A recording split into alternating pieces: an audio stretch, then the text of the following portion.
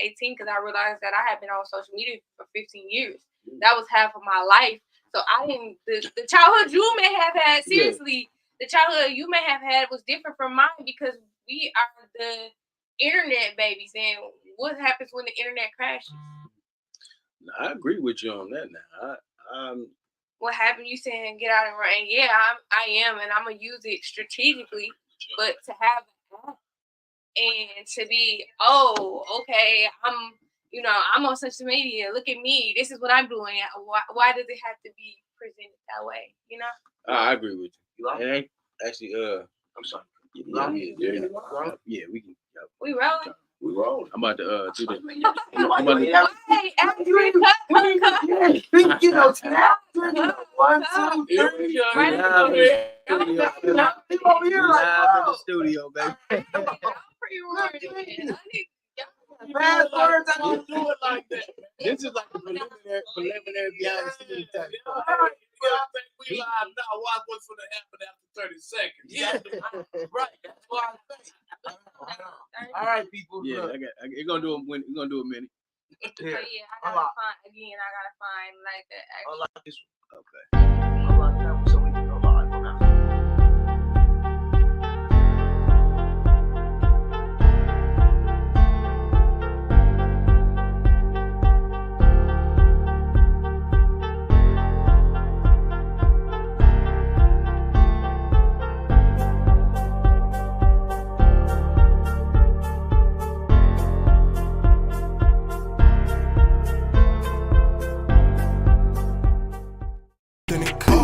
We light it up like sauce in the sauce in the sauce. We light it up like sauce in the sauce in the sauce. Fli-City got some dogs in it, dogs in it, dogs. Fli-City come off authentic, authentic. We light it up like sauce in the sauce in the sauce. We light it up like sauce in the sauce in the sauce. My city experiencing a transition from penny pinching, maximizing our dollars, multiply triple digits. I came a long way from baby jar.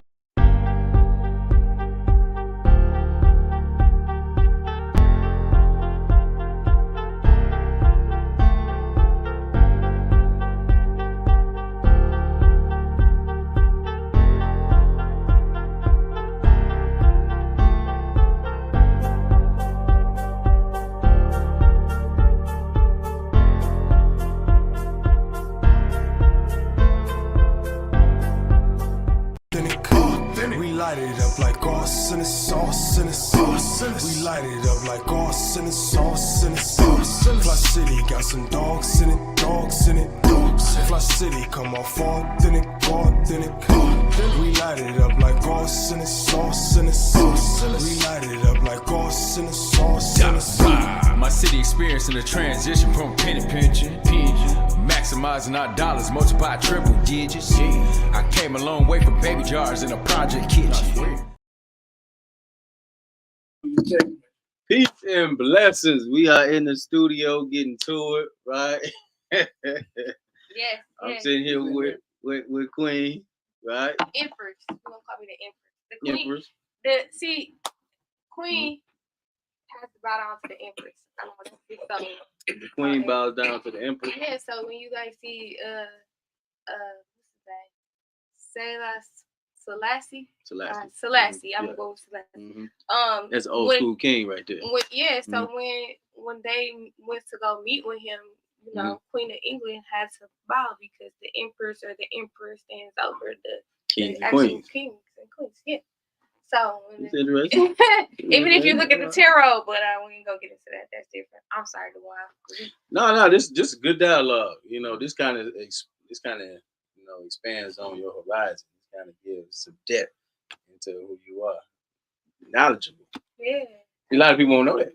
No. Don't even know the difference between the Empress and Queen. And the Queen and the King. So the Empress and the Emperor, and then the King and Queen. Yep, in the deck.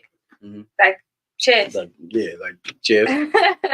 But those are the things that, right, when you having dialogue and conversation, right? We talk about Selassie. I was actually reading some things about him just recently, right? Now, when you talk about, Ethiopia, right? That was one of the original names for Africa. One of them. But it's many. It's many. depending on ancient Kemet. Yeah. I'm big on that now. Yeah. You see the metanetra? I don't have. Come on now. Okay. Come on now. I see it. Listen. I see it. Listen, I changed my life when I went to Kemet. Okay. Back in 2017. It was very knowledgeable, but it holds a lot of history. Absolutely. We talking about all our ancient ancestors that was ruling during those dynasties and how we developed the pyramids, the Sphinx, right? That's development that we've done and we contribute to civilization. Absolutely. So when you're talking about Black people, you gotta understand the significance of what we mean to this world, like, right? Don't ever think that we at the bottom or the permanent lower class. That's why I stand strong on that, right? We honored to have this badge of honor, this beautiful skin we in. Absolutely. Let's talk about here how we in Turtle Island. Come on now, talk to us, right? or how we have these issues going on when we bring in immigrants in and we asking them to vote. So what they gonna do with us? If they trying to push us out, they listen. When they bring in Afghanistans, Ukrainians, and all these other different groups of people in, and they want them to vote, they giving them a living voucher, right? They making it more comfortable 5,000, for them. 6,000. Yeah, but we got people like me that still stay in Flint, Michigan, who haven't received clean water since 2014. Come on now you talking. I see you, DeWaun. What's up, cuz? Hey, Ju. See, that's the thing though, right? And I don't think that folks necessarily be ready for that conversation, right? That's why it's an overwhelming commitment when you talk about it in Michigan. Everybody voted uncommitted. Me, I voted uncommitted. I voted uncommitted too, right? Yeah. Because to be honest with you, you know what? I'm dissatisfied with Biden. I've always been dissatisfied with Democrats, and like naturally, we've been conditioned. Black people been conditioned to be voting Democrat all the time. We were originally Republican under Abraham Lincoln. Come on now. And come on now. Those parties into the Reagan administration when come on. Cocaine. Come on now. Epidemic came in, so that's when we right. chose to choose parties as well as Mississippi when they had the floods. Yeah. And we pushed our party over to be Democrat, but there were. Yeah. We were the original, and this is a fact. Republicans. We are the original creators of the Party of the Republic. So when you're talking about history, we got to know that we haven't always been Democrat, and a lot of those folks who were on the other side turned Dixiecrats. They just Republicans that's in a Democratic Party, and they have different values than what the democratic system's supposed to be. So those things is what we should be having conversations and building on. When we talk about voter education, when we talking about democracy, when we talking about local government, we should be having dialogue and understanding about that, so we communicating on a level where we understand historical value and how we've gotten to this point right now and where we need to be in the future. See what I mean? How did we get here and where are we headed?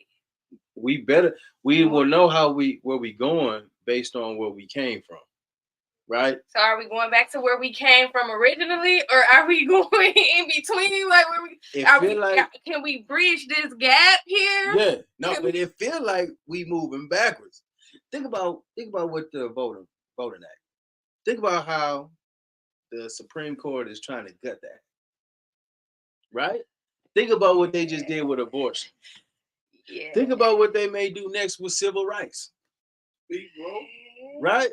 Do it feel like we going back? Because all the contributions and the sacrifices that our ancestors have made for us to even get to this point today. Mm-hmm. Think about all the work that Martin Luther King has done.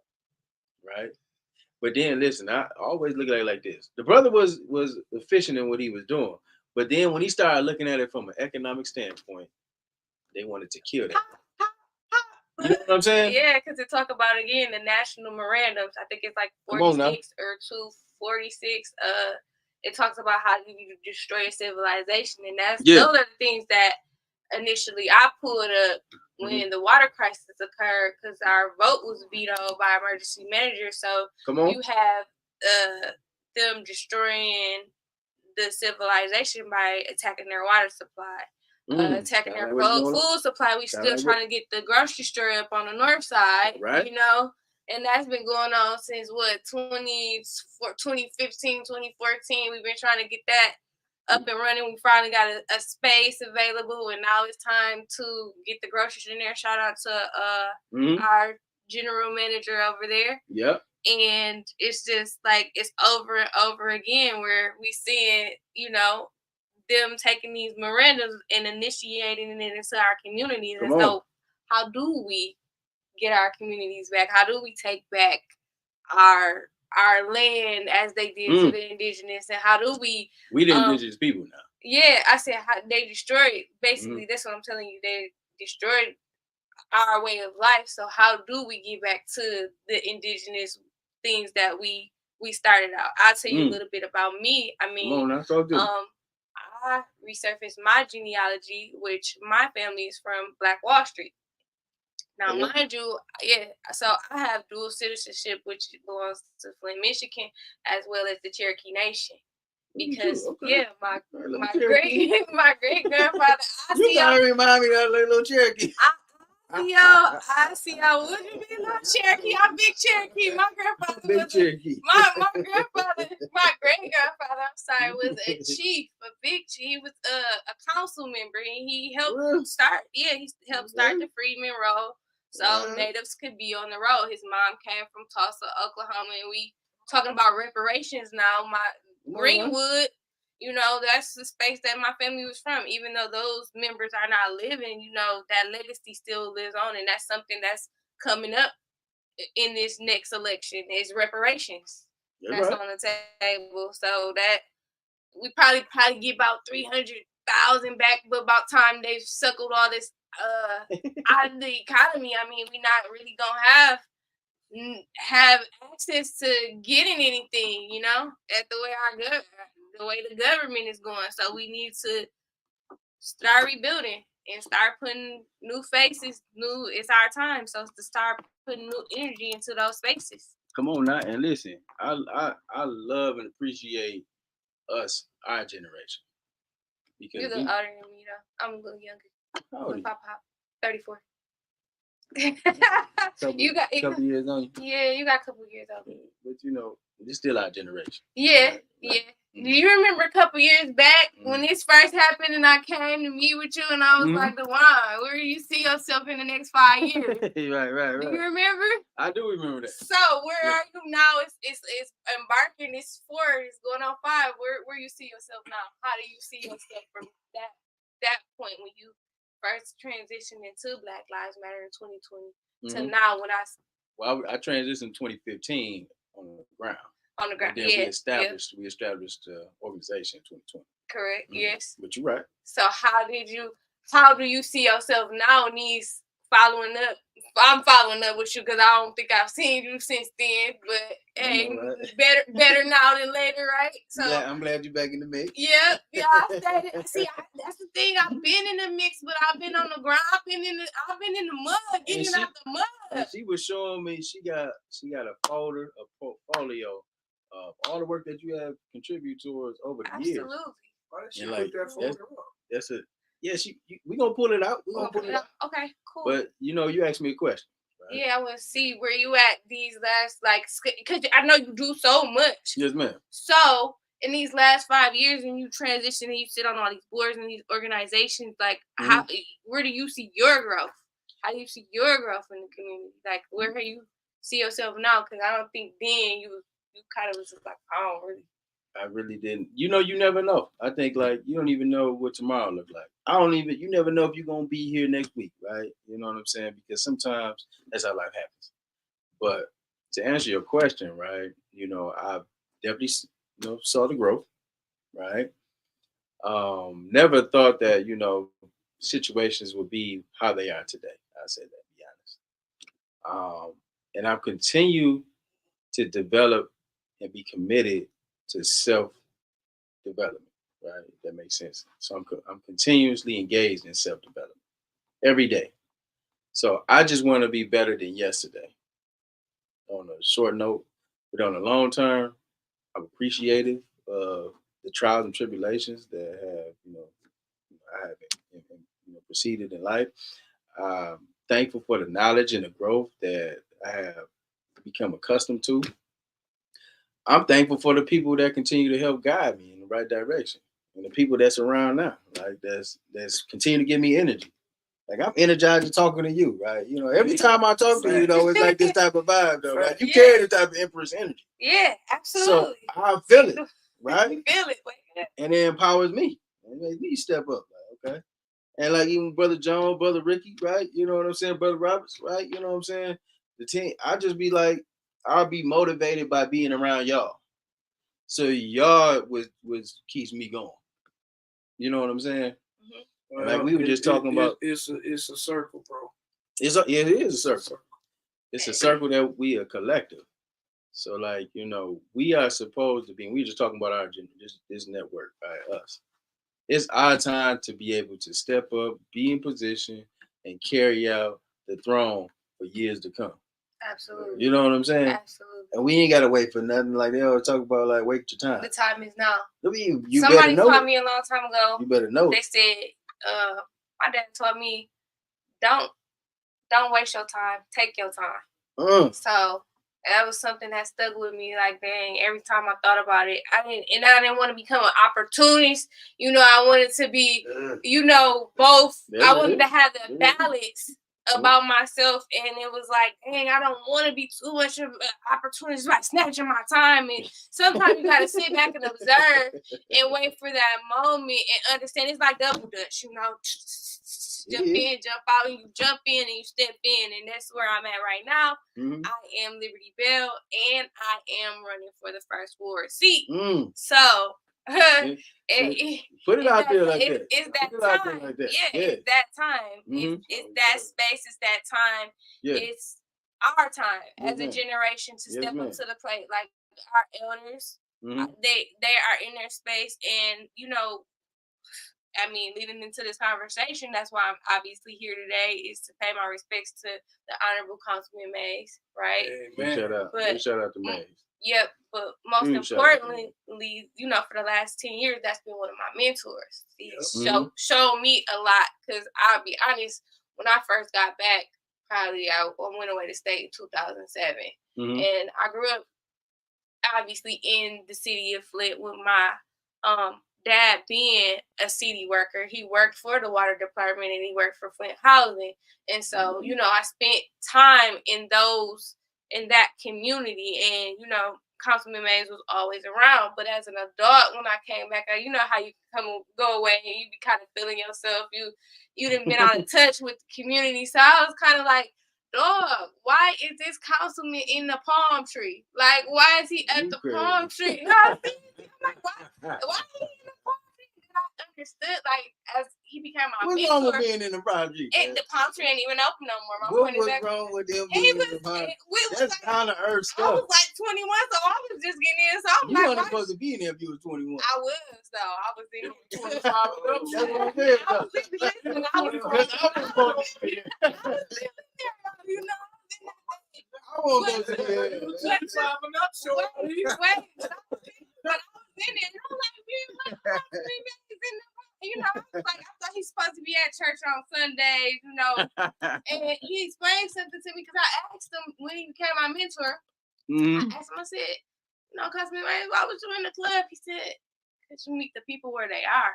And that was significant. That stood out to me, because I seen him in 2013 going door to door to the residents and knocking with no flyers, no propaganda, no literature, just saying off the strength of who he was and would you vote for me, and this is what I do in the community. And I was like, well, damn, that's how you reach the people, like a simple conversation.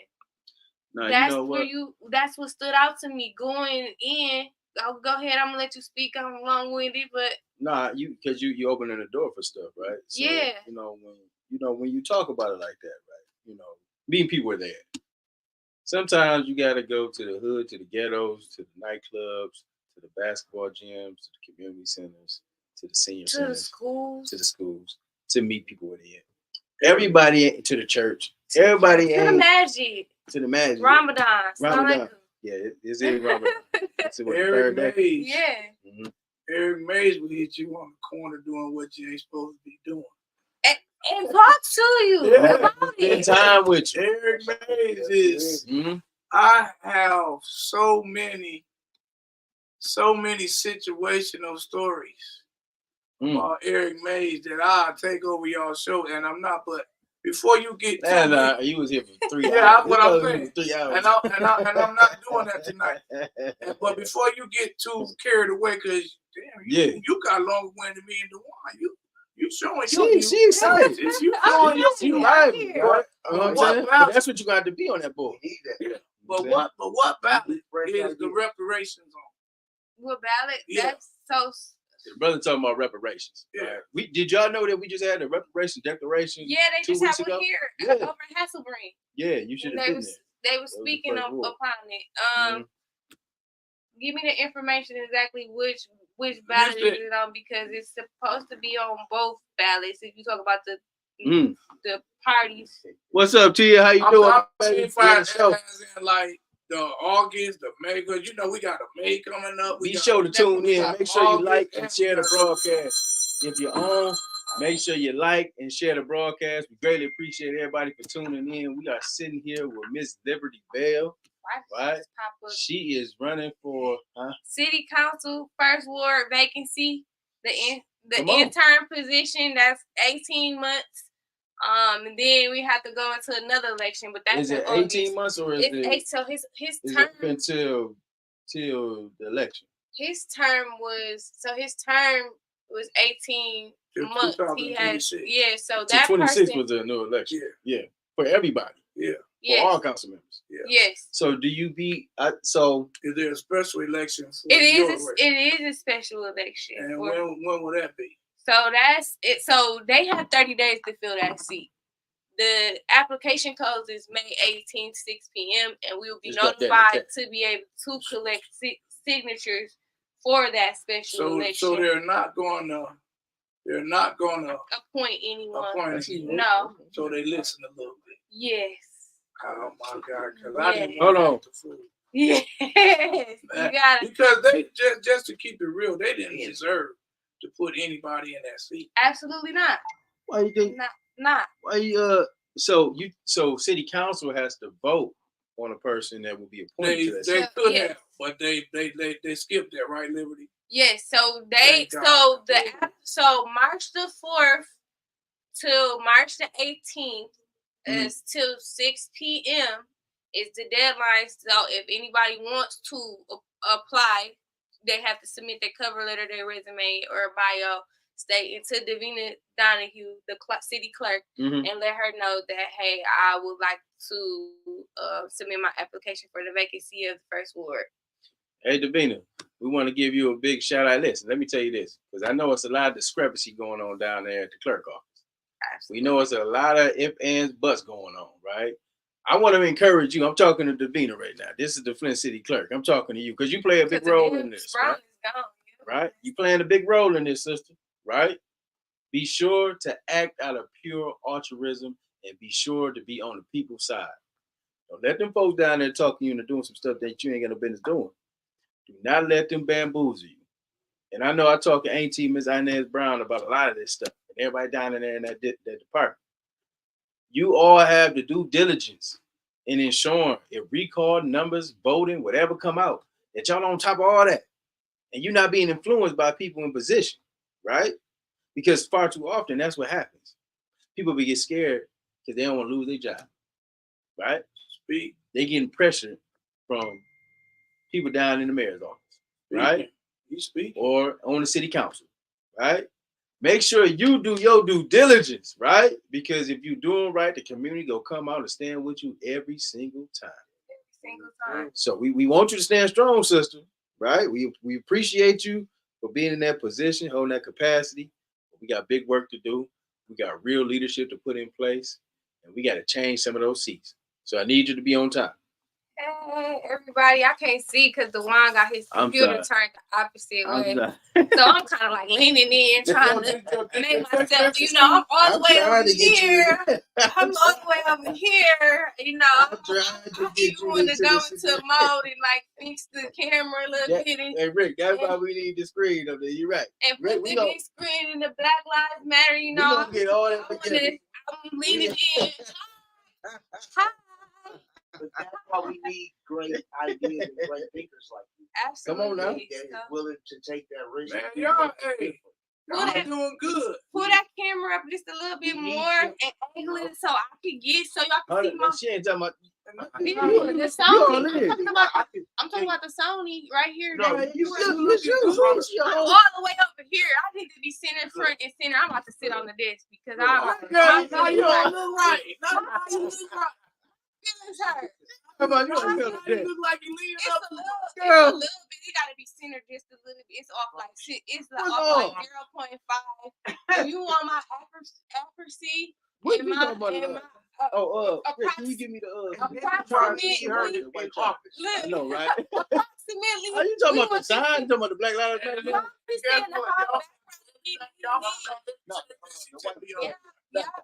change. I want to be right there, center, talking to Mr. Robinson. Like, what's up? I'll take You talk to me, bro. You right here. We got the table in the middle. Talk to me, bro. We got the table in the middle. We right here. We both in focus. I want the notes from the reparations meeting that you had on about 2 weeks ago. You don't have to get them to me, actually. Okay. Yeah, so look, I'm going to tell you real quick. We got the LOC that we establishing for reparations. We need everybody to be on Dean for that. Yeah, we ain't talking about that simulated version of reparations. We brought down Brother Reginald Muhammad from Atlanta, right?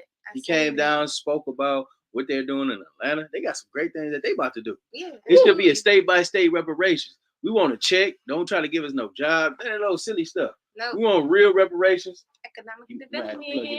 You know what? Yeah, you might have to plug it. I walk behind that. Yeah.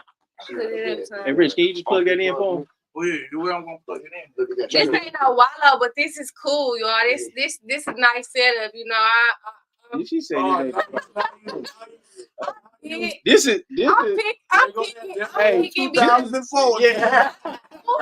I'm picking because I like it. You know, I like it. It's an old school stove. You talking about this burner? This ain't microwave. She talking about right. She talking about this ain't wild. Girl, this is $1 billion worth of game. This is $1 billion worth of game. I appreciate it. I'm picking. I just want to lighten the situation. Talk about right. What was the dances in 2004? What was it? Was it because it wasn't the Soldier Boy? That was like 2007. No, it was one of those. Was it Lean with it? Oh yeah. Well, all the buddies had the we had the white tees on. White tees going crazy. Yep, yeah. my white tees. Shout out to all my boys with the big 4X, 5X white tees. But now I'm turning. Remember how we used to come in Whittier and Central with the boys on? Yep. Listen, man, I would go to the gas station and let me get a 7X.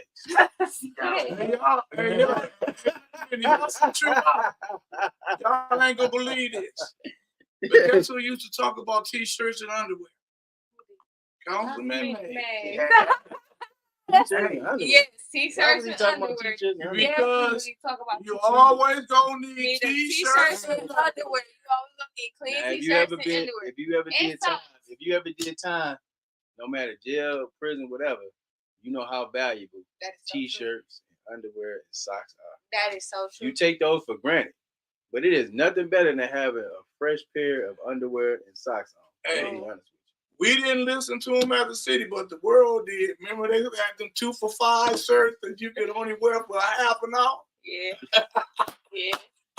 And I had a whole truck full of them. To think about what's in every gas station now. 2 for $5. They ain't even 2 for $5 no more. They like 1 for 10. You got 15. Yeah, it's not. Them boys is expensive. Yeah. All they doing is inflation. Yeah. But export business. But you're absolutely right. You know, there was fun times back in 2000 era, right? Mm-hmm. That's where a lot of us really made our way. I appreciate them times. I remember I had who all had not the church. The church was out during that time. So yeah, the next tail. We had a sidekick. So I was 10 with a pager. You know, I was paging my parents still. Man, but did you have a sidekick though? I did not have that sidekick on the hip. You was top dog. Like your father. You was top dog if you had the sidekick on, right? Yeah. I had. Hold on. Brenda Boy said we ain't answer a question. I'm sorry, Miss Brenda. We really count on you to do the right thing. If you being pressured or threatened, blink twice. I know that's right. Yeah, no, what she's saying is like the fact of the matter is we need Davina to make sure she stands strong. Yeah, and then she also said for Eric C, yes, Miss Boyd, this is Liberty Bell. She is running for first ward. She's looking to get appointed. Now, once again, let's make this clear.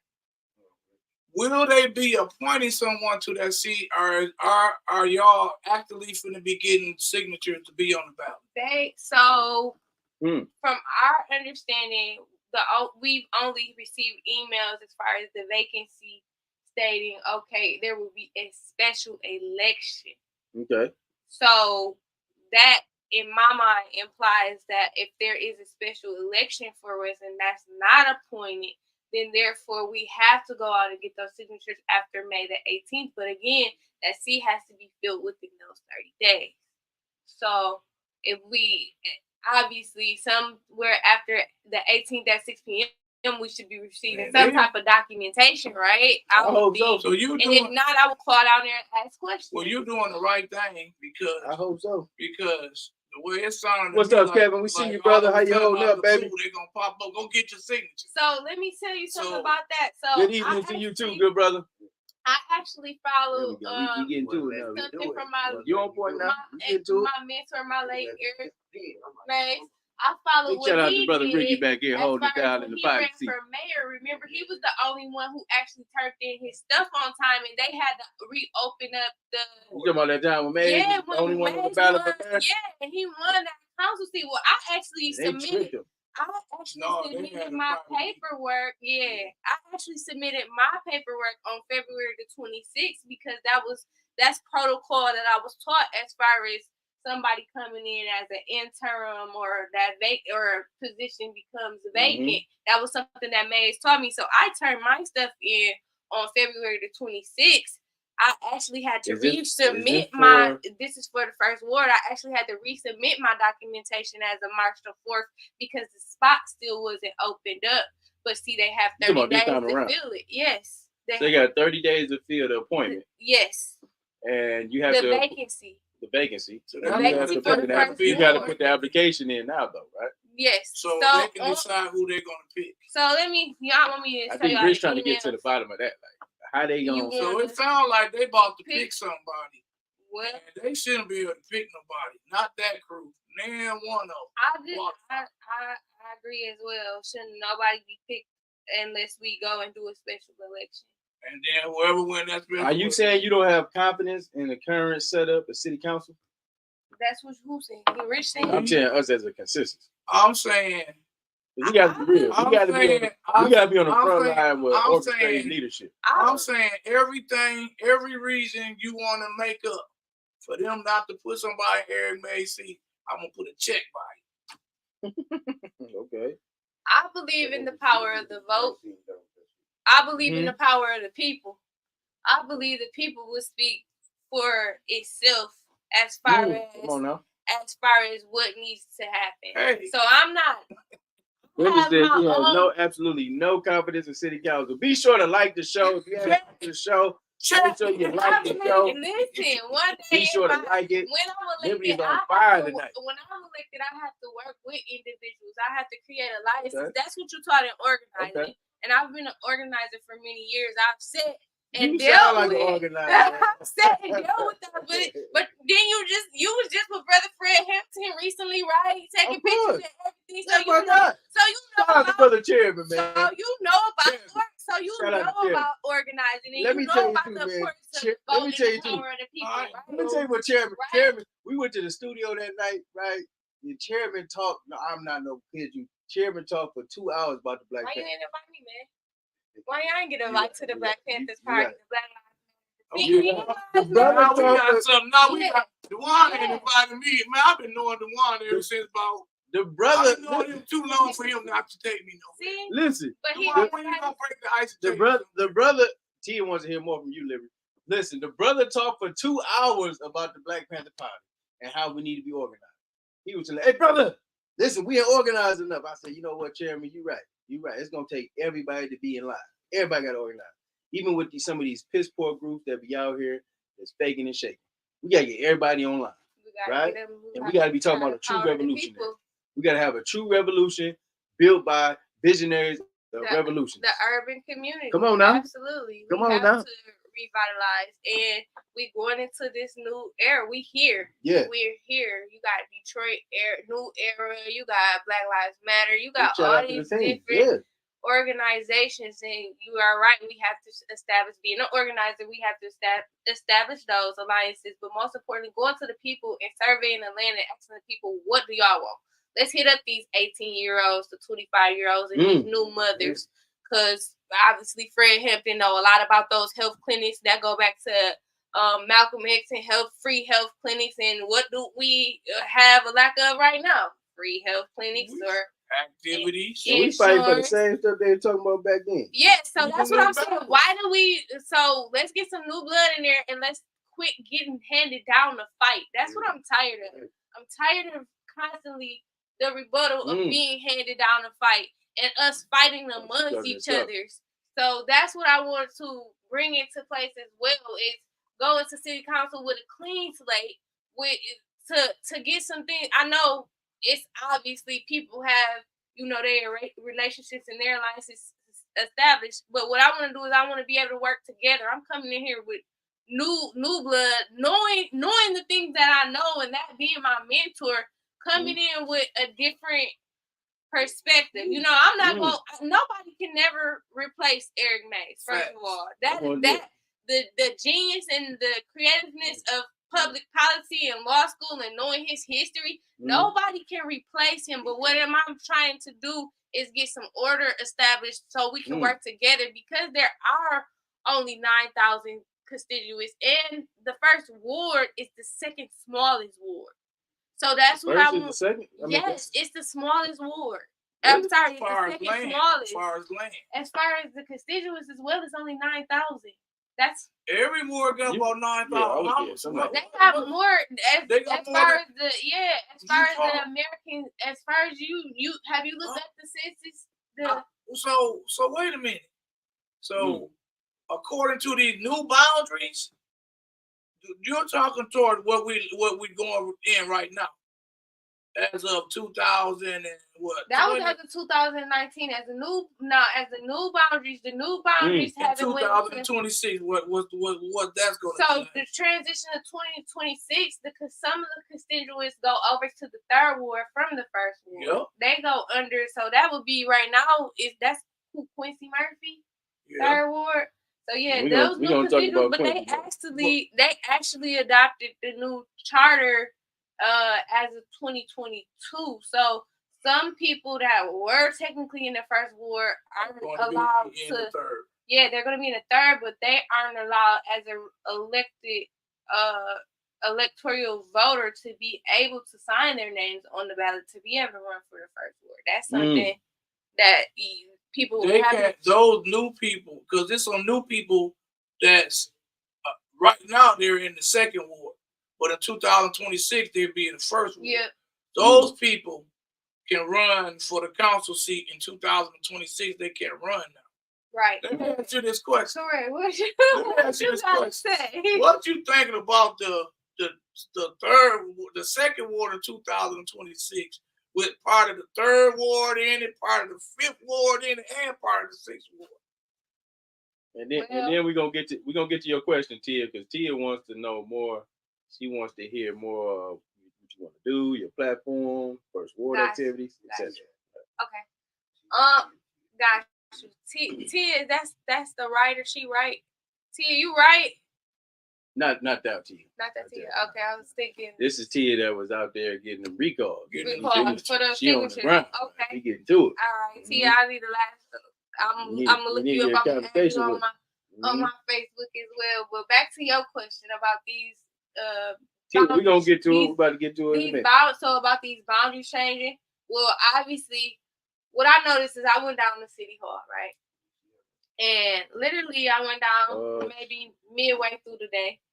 I couldn't find nobody downtown to answer really any of the questions I needed. The only people that was in their offices were the people that work in the water department, the tax department, and the lady that was at the front desk. I had to go all the way around to find event planning, the ombudsman wasn't there.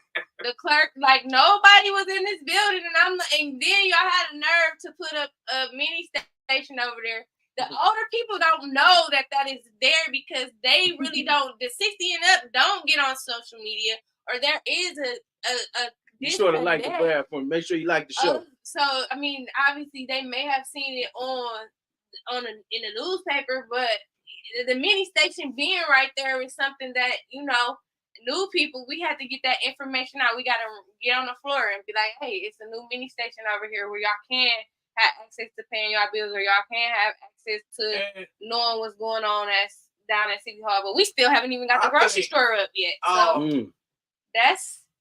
You got some information about the grocery store? Yeah, I do. What do you? How much is it short now from open?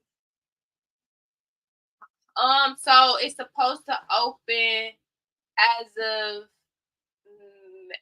March the 21st, I believe. This year? Yeah. This year? Yes. So y'all got $300,000, not from the city of Flint. Listen, I digress. No comment right now. But let me give you a little bit of advice. Okay, talk to me. People like you is going to be hit with a problem called hot topic. And what I mean by that is, by the time you dig into an issue, it's going to be a new issue that needs to be done. New issue. So I advise you to, when you dig into something, keep digging until you get rid of that, because it's always going to be something new for you to keep bouncing to. And you see me digging. And that's a situation that, because I roll with me and Eric like this. Me too. So me too. I watch Eric. Rich, why are they taking my presidency? And them 3 Rich, you believe they voted for that? And them suspensions? Rich, they keep calling me from the 6th ward. If I could get that 5-4 war, or if I could get that 5-4 vote, we talking to other. Every time you turn around, but Eric stuck and pounded and went in and out with Karen Weaver and made her declare that emergency. Yeah, he did. He didn't let hot topics pop up and stop that from happening. So I'm just telling you, whether you get this seat or not, don't get caught up in hot topics. Dig your nails into something and keep scratching till it bleeds. You absolutely right. And I got your back. Because, I've been the victim. I've been a victim of hot topics. DeWaun been the victim of hot topics. All the time. You got to be a part of the hot topic now. Slid on. Listen, okay. What's the hot topics? So since people is looking for me, what's the hot topic y'all want to hit me with? What y'all know about Liberty Bell? Because I don't think y'all really. I don't really think y'all know enough about me, because I was showing y'all my portfolio, and I don't think y'all even knew that I did half that stuff that I did. I gotta be honest with you. I didn't know, sis. I was like, man, you gotta hide out here. Let me say it. Let me clear it up. I did know you was doing your thing. Let me get it clear. Liberty has been out here doing her thing for a long time. Every time I saw her, she always had something going on. This girl always got something going on. You can't say like, all right, well, she might be in town, she might be out of the country. She got something going on. So you always been there. Then when you just showed me the portfolio, it just really kind of reemphasized like all the impact that you have done and made. So we need to champion that. So she just came to the party late. Man, I'm gonna tell the people something, because I've been watching Miss Liberty. And in time, she is gonna be a female Eric Mays. And once we get off air, I'm going to explain to you. What do you mean? What I said when you were sitting over in that chair earlier. Because there's nothing against you. It's just that I'm a little bit more aware. But let me say this. That person that I was talking to about got your back, no matter what happens in that election. If both of y'all lose, they got your back. So that's a good person. The only reason, and I'm gonna talk to you off camera, because everybody want to talk to you right now. Yeah, They want to know what you gonna do now. What you gonna do, girl? I was born, so Liberty Bell. I was born in Flint, Michigan. My address was 1914 Dayton Avenue. So that was Merlewood back then. I was on the Ave. And my house doesn't exist. She around the way, girl. Yeah, I am. Flint Town. What you know about that song? Listen, I got allies. My cousin is Dayton Ave. I got allies with Dayton Ave. Trust me, I know all about the Dayton family. My family was jumping and bumping, and ain't no future in your front from empty breed. Okay. Come on now. Okay, so I'm real Flint. I'm gonna see how much Flint you is. I'm so Flint. I remember when A&W and they had roller skates right there where that Rite Aid is, right there off of Pearson Road in Clyde. I'm so Flint. I remember when Auto World was still existed. My mama still got her 1984-85 collection from when she worked at Auto World. Okay, so I'm so Flint. Okay, my dad who worked for the city of Flint in the water department actually stayed in public housing in the project. So I was everywhere. My grandparents came from Ridgeway. I'm so Flint. That my great great grandmother had a house in St. John's, Vienna before it became 475. She's Flint, y'all. Okay, so you asking me Flint? I understand the establishment of Flint at 1855, and what do you love about Flint? Come on now, what you got to say about that? Honestly, the people and the culture. That this was so important to me because when I was younger, I went away. So I left Flint in 2004 to do a people-to-people study away.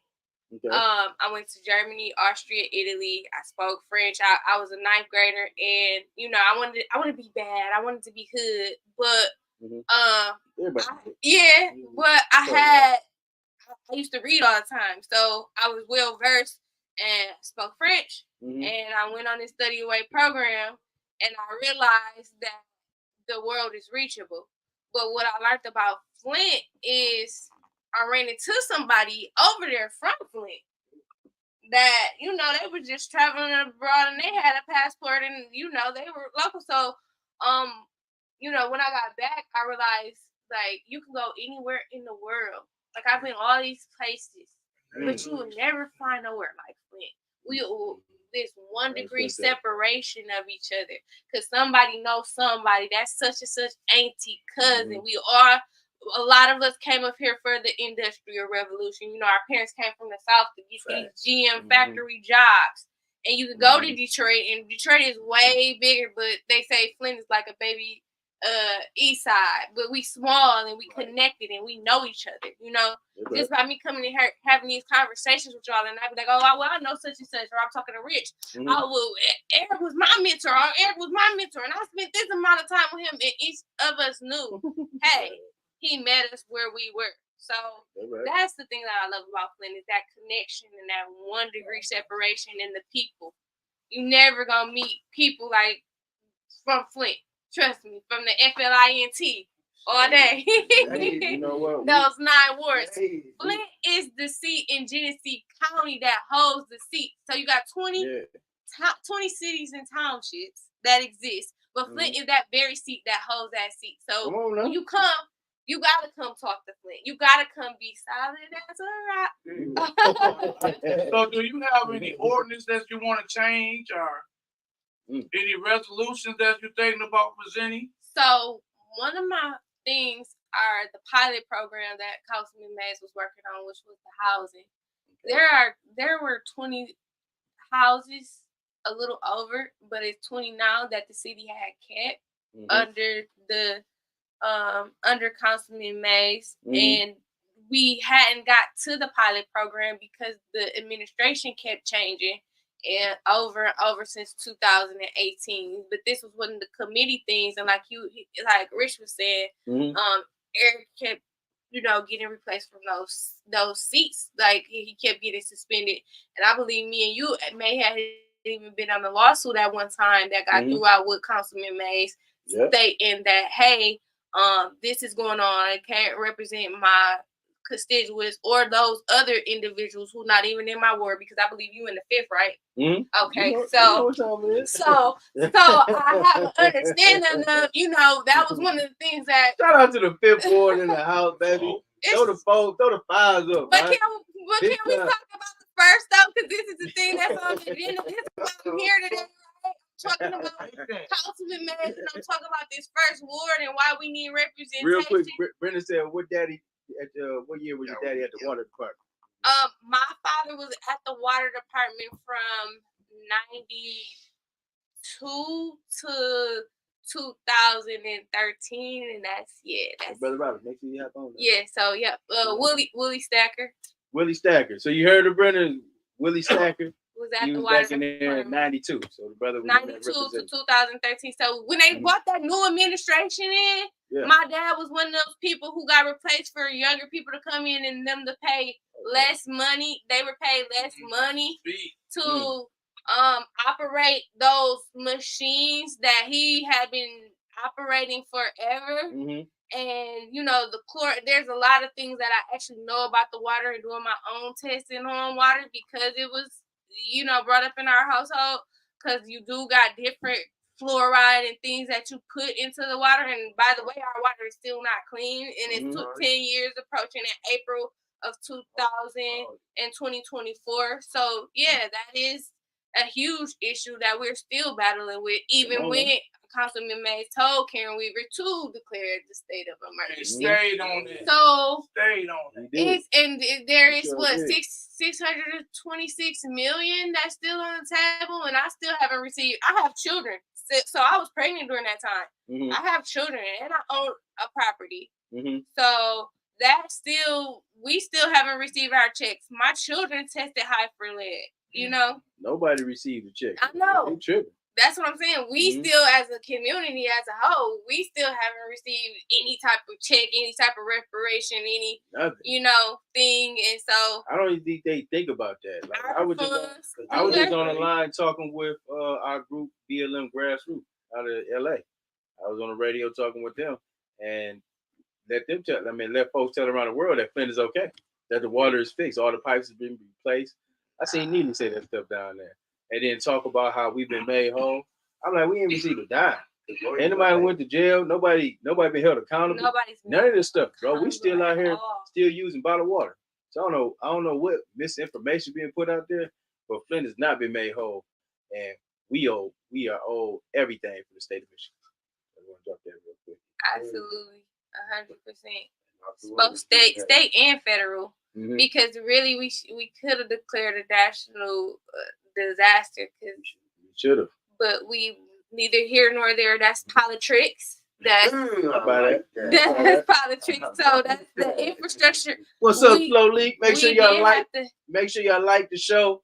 We sitting here live with Miss Liberty Bell. I'm gonna turn the screen so you can see, because they is dropping all this information there. Yeah, I want to see what other questions y'all have for me, because Rich watched out on me and he had a question, and I'm trying to maintain the flow of the room to answer everybody's question. That's how they be in the media. Yeah, because I work there. No, you know what? You handling it well, Brother Roberts. So this is Mr. Roberts. Hi, Mr. Roberts. See? Come on now. She been dropping bombs, right? So this brother is super knowledgeable. Right? Okay. For the history of Flint, just general, just culture, just all around the board, right? So she is beckoning for a first ward appointment. Vacancy position left by the late great Mr. Eric Mays. And we always got to remember terms. It's about the usage of verbiage that you use. So you follow conversation, because you want to make sure that you're clarifying or you're being transparent. And that's one of the things in the Flint Charter that was adopted in 2018 that I want to speak on, is the transparency. Going back to what Rich was talking about, I was talking about those 20 houses and that pilot program that Eric left on the table. He had some other stuff that he was moving around as far as talking about those ARPA funds, but our council person kept getting put out of meetings. Neither here or there. That's super frustrating, and there is a lawsuit going on in the first ward because of our lack of representation from the late Honorable Councilman Mays. But come on now. Come back. No, I love what brother, you're doing about the house. Brother Roberts he's gonna chime in with you. He got some questions, but get you in there. Well, not so much big question, but you know, like I just heard when I was listening to you, the level of commitment. And one of the things that we're trying to shore up is so often people who look like me and you somewhat become the spook to sit by the door once they get in certain positions. And so what is going to be some of your mechanisms to stay true to the commitment of the spirit of Mr. Mays? And number two, when it comes to forming consistency with a body, how are you going to work with understanding some of your principles, but working with people with no principles? You know, I mean, that's going to be very critical because Flint has been so corrupted now. And so, you know, a lot of times we get in spaces and places, and because of dollars, we somewhat sell one another out. So what is your level of commitment to stay true, even in the face that you will receive a lot of backlash, you know, from... I'm probably going to receive a lot of backlash from this podcast right now as we speak. But again, standing on your principles, when you think about history, you know, just like with, you know, Marcus Garvey or Nat Turner or Forrest Joe, you know, a lot of times our people have had to, our ancestors, along with the spirit of Mr. Mays, have had to stand up. And a lot of times it's not as popular, even with people that look like me and you. So you was watching when you walked out the room. Or, so you did hear that my great-grandfather was part of Cherokee Nation, was part of establishing the Freedman Road, the Dawes Road. That's in my spirit, right? So that level of commitment is in me by blood, by nature, by nurture. So me, again, going out surveying the land, going out asking my retired veteran neighbor, what are your needs? What are your concerns in the community? Going next door, asking my police officer neighbor, what are your concerns? What do we need in the community? As far as that first word goes, we don't need people driving around and spinning and doing donuts in their brand new Chargers again. Can I reach a 26-year-old, an 18-year-old boy with his strap on? Yeah, because I have mine on too, but I'm going to talk to him like Councilman Mays talk to me. I may not have the voice, I may Liberty Bell. I may not have that particular voice, but I do have a voice in the community that people are willing to listen to, and that I am able to reach, again, those new mothers. I was a mother. Well, I am still a mother. I was a 25-year-old mother. I understand the young girls who just trying to find their way. Mentoring them, having those relationships. I have nieces, nephews, and cousins, and aunties, and uncles where I have to meet them where they are. You know, everybody don't speak in the way that I speak, but I do meet them where they are. I still call my grandmother, who's in the first ward, that's been in her house for 53 years, and she's the only house still standing on 2006 Home Street. So all that community is gone. I still have to adhere to her needs. You know, what do you need, Grandma? Do you need to go to the store? Like, because we have to drive all the way out to Kroger in Flushing, which is 4.7 miles away. So getting grocery stores and having access to clean water, she still has lead in her pipes as well as I do. So again, staying committed to those things, as he said, digging until I get to the bottom of the problem. So those are things that I was working on with Councilman Mays, whether it was the pilot program, whether it was the water issues, whether it was talking to the constituents. I done flew all the way out to California, met up with Councilman Mays and did legislations and went door to door about tobacco. Now that's neither here nor there, but those are the things I get on the ground. I canvas. I know what's going down or being proposed on the ballot. So being able to inform, educate, and give that financial literacy as well, those are the things that I stand on. Those are the things that I've been standing on. Those are the things this is not new to me. This is true to me. This is stuff that I've been doing. Okay. So this is the stuff I will continue to do. Okay, good. So yeah, honoring myself and not only but my mentor, the late Eric Mass. And shout out to both parts of the family. I know y'all heard it, and that's the thing that I want to talk about as well. I'm wishing both sides healing because I remember, I remember the son coming to those council meetings, dropping his daddy off when he got pulled off on the 4th flats. And I remember the sisters and the brothers being at the house, the grandkids even being at the house when you pull up and you check on Councilman Mays, and he's sitting there with papers or finance committee chair or those houses or that information, and he's showing the information like, y'all, look, we gonna get out here, we gonna do this, and if I need y'all, he put his hand up. If I need y'all to come down to City Hall, I'll call y'all. And being on those 3-way calls or those,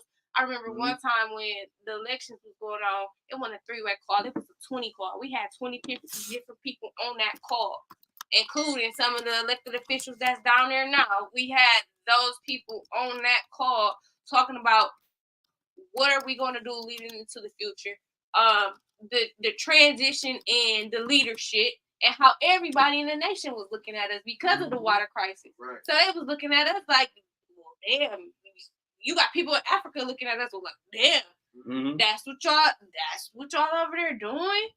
So if it can happen to let me put a plug in. Be sure to tap in, like the broadcast. If you haven't liked the show already, be sure to like it, share it out with a friend. If you know someone living in the first ward, right? They need to hear this. They need to be a part of this conversation because y'all got some real decisions to make. Y'all want to be able to have a follow-up. The sister's talking strong about following up and she's making Councilman Mays very proud. Man, he is looking up to, he's smiling down on all of us right now. He spent in heaven so far. Oh, hold on. Tia, you got a representative in the first ward. Tia Harris, we see your sister. And she has said that I like the fact that Miss Liberty can answer a question directly and not beat around the bush. Right? That's speaking man. Now Tia, she a heavy hitter in the first. Man. Tia, let's link. Let's link, Tia. Tia, won't you drop it? We're gonna get y'all connected. We're gonna get y'all connected. Yeah. I'm excited. Listen, I'm excited too because I'm excited for the young generation coming up, man. Hey, Brother Roberts, I'm excited for these young folks to be stepping up, getting in position. That's what we need. All these old folks that have ran 7, 8 times and still on your podcast talking about all this crap, don't sit down somewhere. Listen, it's over with, right? You go ahead and start training and working with these young people. I ain't saying there's no shot to the older people because I appreciate brothers like Brother Roberts, right? Brother Roberts worked all day. He done put his work in still today, and still mentoring the youth to come up next. That's right. It ain't about holding a position for 60 years, man. I would be tripping. If I'm sitting up in the same space for 40 years, I'll be mad at myself. Like, man, I ain't got nobody else coming up here next. You be mad. I would be upset. Because, like, what have I done? What have you done for the last 40 years? That's what I'm saying. Really? I ain't got no reason to be in no space for 40 years. I wouldn't even want to be a part, be in Black Lives Matter in the position it's in. In 40 years. I'm talking about. I'm training young boys, take it over now. Right. That's the point of it. I train my children now. So you can step up.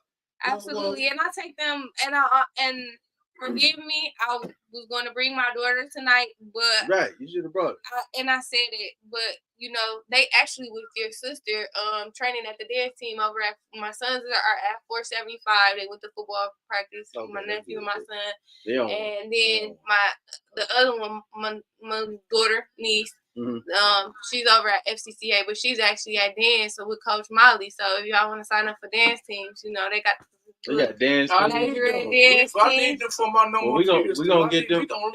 We're gonna get them for Juneteenth too, because they was already in there. Yeah, they and they were supposed to do like some type of video, I think, with former Mayor Karen Weaver, do like a dance show. You know what? I'm glad that you said that, because listen, everybody, be sure to like the show. If you haven't liked the show already, like and subscribe. There you go. I like that person. You gotta put it out there. Hold on. Rick, let me run out of it. Keep going. I'm not gonna say something. You say something. Be sure to like the show and support. Support, because we all we got, right? If you got somebody that lives over there because you want to have this conversation, I think they were talking about having a dialogue over there in the first war. I didn't get the information yet, but I do want to say we are honoring in the vein of women. Right. We are honoring. Yes, it is Black History. It's Black Women's Month, right? It's Women's Month, but we are honoring Black women. We'll be at Hasselring September. When am I?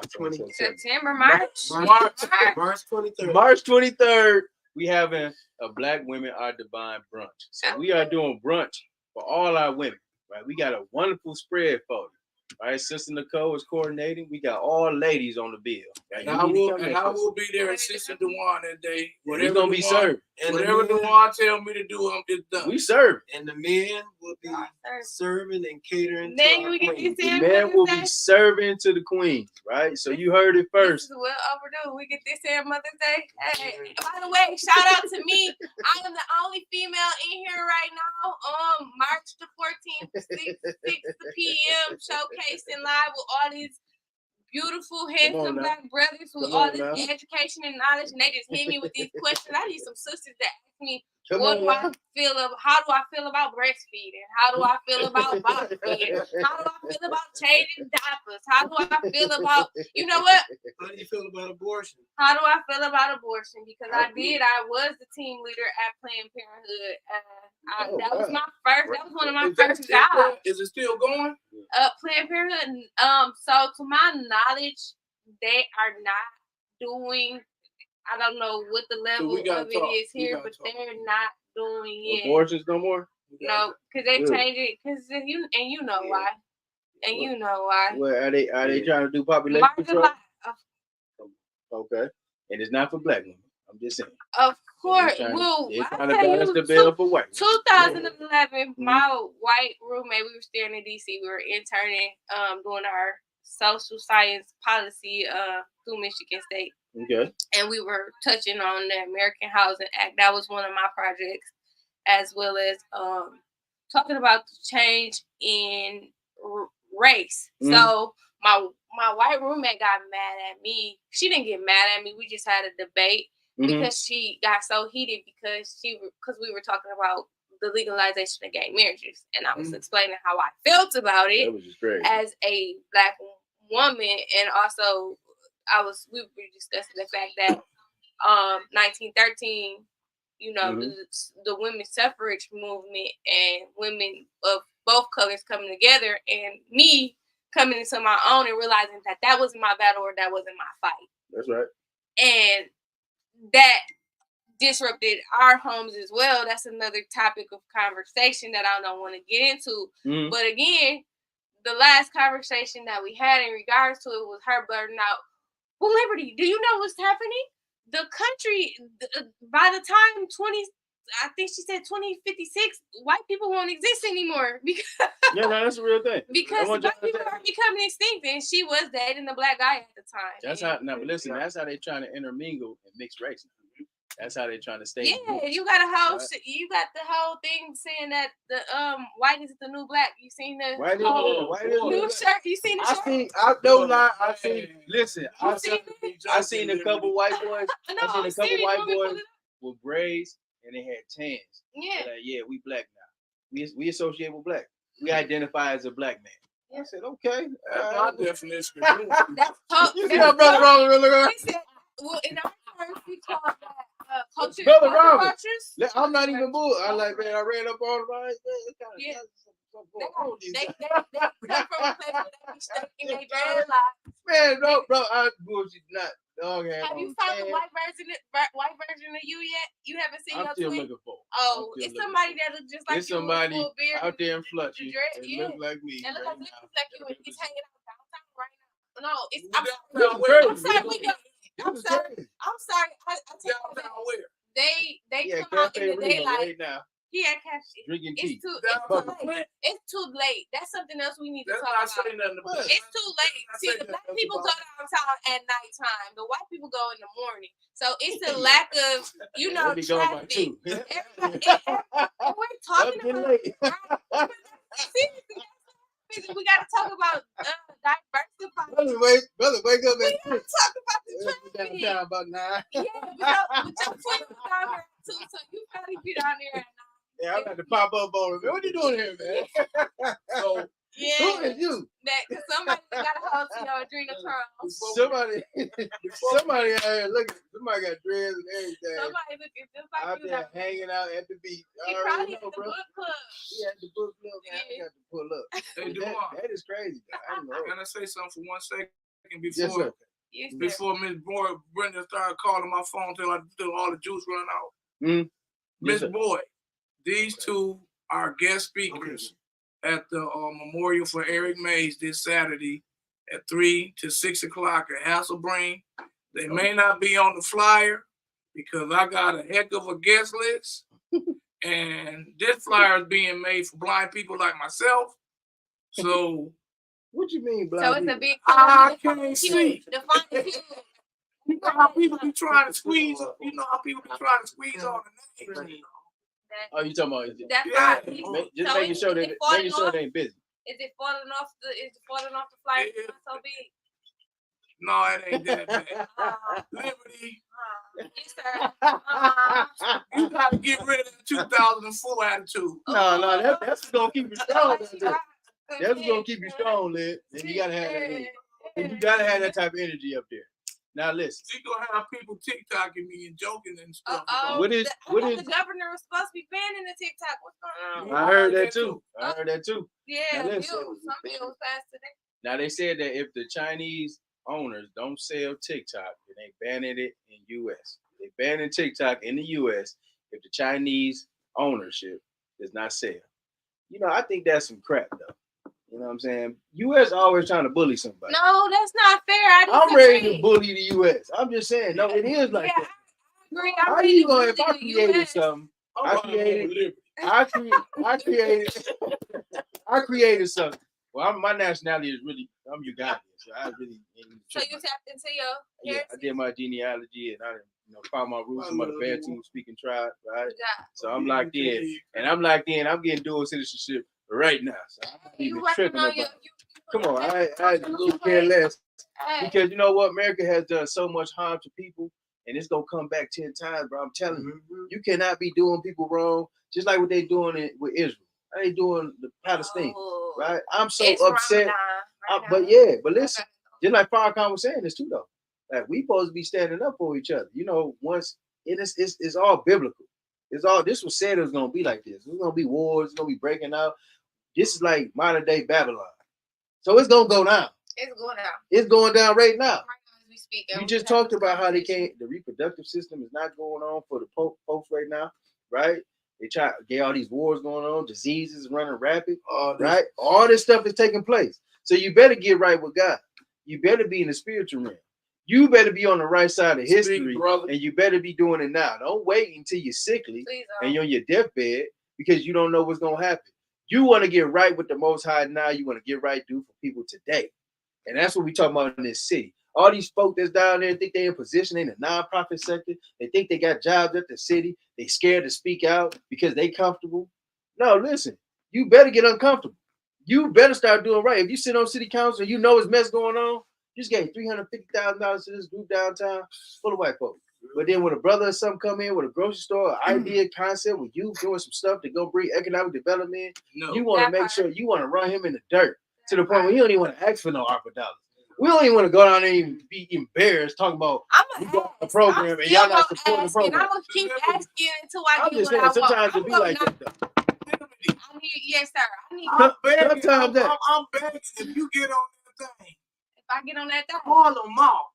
Make sure you get the ARPA dollars. Because I'm gonna say something. If the current attitude on some of them council people, you see me writing a resolution, the hell ain't gonna vote for it. Quincy ain't gonna vote.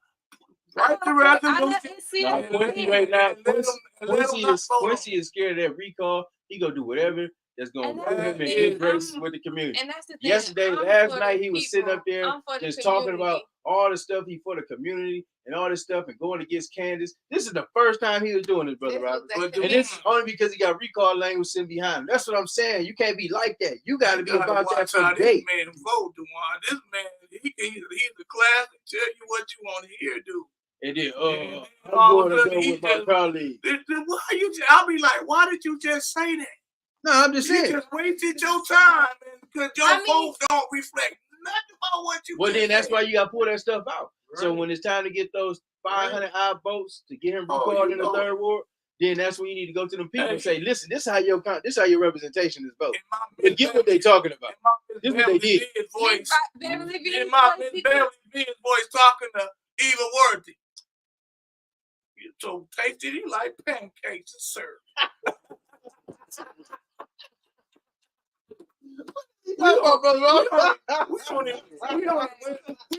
out for one day. We got 106. You're out. Don't y'all want to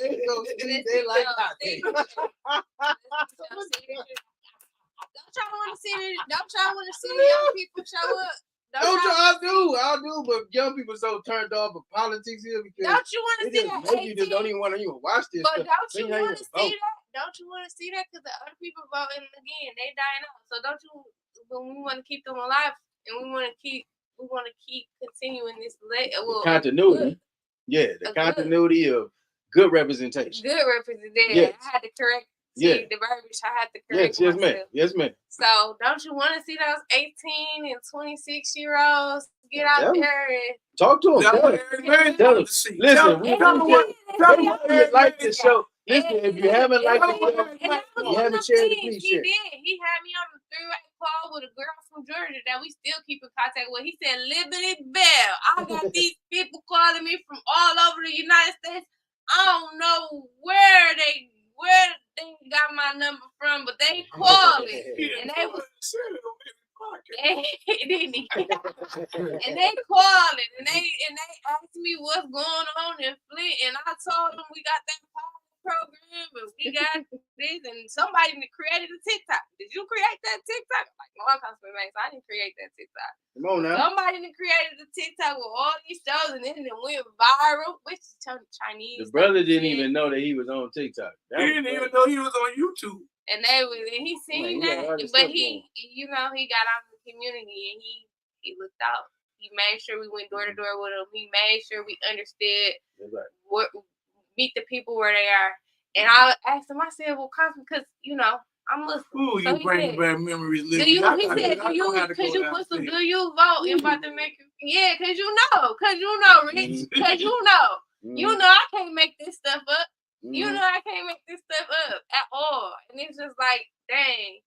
Like I said, I can never replace him, but those memories and that energy that he installed, like just going door to door, knowing your neighbors, or getting a petition, and getting those signatures, going door to door, getting those signatures, or talking to people and understanding what you're putting down and having point of information, point of order. Yeah. Point of order. Do you got the information? Because I need the information. I got a question for you. Yes, sir. Me and DeWaun already answered this question. Gotcha. When did you break down after finding out about Eric May? Moments. Right then and there. Man. Because I looked at it like, damn, who I'm gonna call now for this particular information, even though he taught me to look it up myself. So he taught you how to look it up yourself? He taught me how to look it up myself. I love you, Liberty. I never had to look anything up. You know what I used to say when people challenge me? Yeah, you don't. We like this. He taught me to look it up myself, and I didn't realize what he was doing. He taught you that?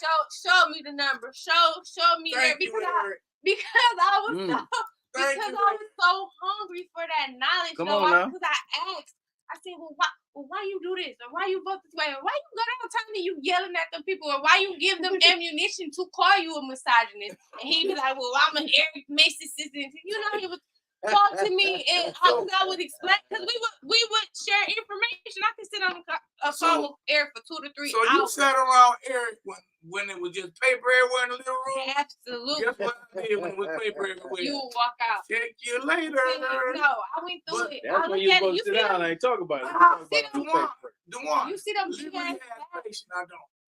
And sometimes you got to sit down and get that paperwork. You got to have patience, DeWaun. I'm a mother. He used to pull up with that briefcase and be like, listen, I got to Eric had patience. You know you got to sit down for a minute. Eric had patience.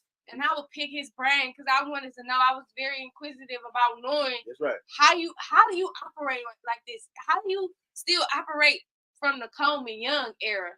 Like the understanding, like the mayor of Detroit, that was with the people he reached, those were his constituents, that was what they understood. So now it's my turn to address those people that are my age, and nobody's going to be able to call me a misogynist or verify me as that, because that's not my character. That's not the information that I'm putting out there. You'll be able to look at me, and most men gonna look at me differently anyway because I am a female. That's to my advantage, And so that's the machine to leave. That's the forgive. Gretchen Whitmer. I don't want to say that name because she haven't been back to Flint since this water crisis. She chose a different alliance. We don't want to. She be sneaking in this. She be sneaking in this. Listen, she ain't gonna come around me. She be sneaking. Gretchen, you be sneaking in the city. You don't even let nobody know. Now let me tell you this though. You be sneaking in the city. People don't know you here. You be getting with Neely and think y'all gonna do something. Don't nobody show up. How ridiculous do y'all see? And if you're talking about running for a president, if you're talking about doing something beyond being governor of Michigan, you have to be connected with the grassroots. You gotta be connected with the community. And you're not connected to this community. We're gonna call you out every time. So when you come over here and try to wear some buffs, don't play with us. Because wasn't she somebody before she served these 8 years? She was. I think she came back to get her 8 years and she ain't got to run no more.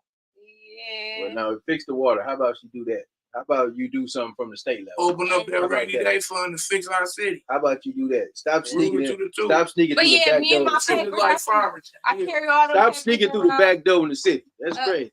You know what? If I thought you go underground. 69 East. That you said Hey, you can't talk about 69 East or 69 West. You gotta be careful when you talk about that big green school down that way. I'm talking about the highway. I'm talking about 69 East and 69 West, and that's the infrastructure. I'm talking about the infrastructure bill. Listen, I'm talking about the infrastructure bill. Yeah, you got away with that. You got away with the green and white because this is more so. Switch the blue to green. You went to the green and white? I went to the green and white. There's my people down there. I took some classes here for U of M. I'm like Brother Roberts. I'm boycotting all that stuff. I ain't even tripping about blue and white, blue and yellow, green and white. I know Eric likes the green and white. I know his balloons was green and white. Yeah.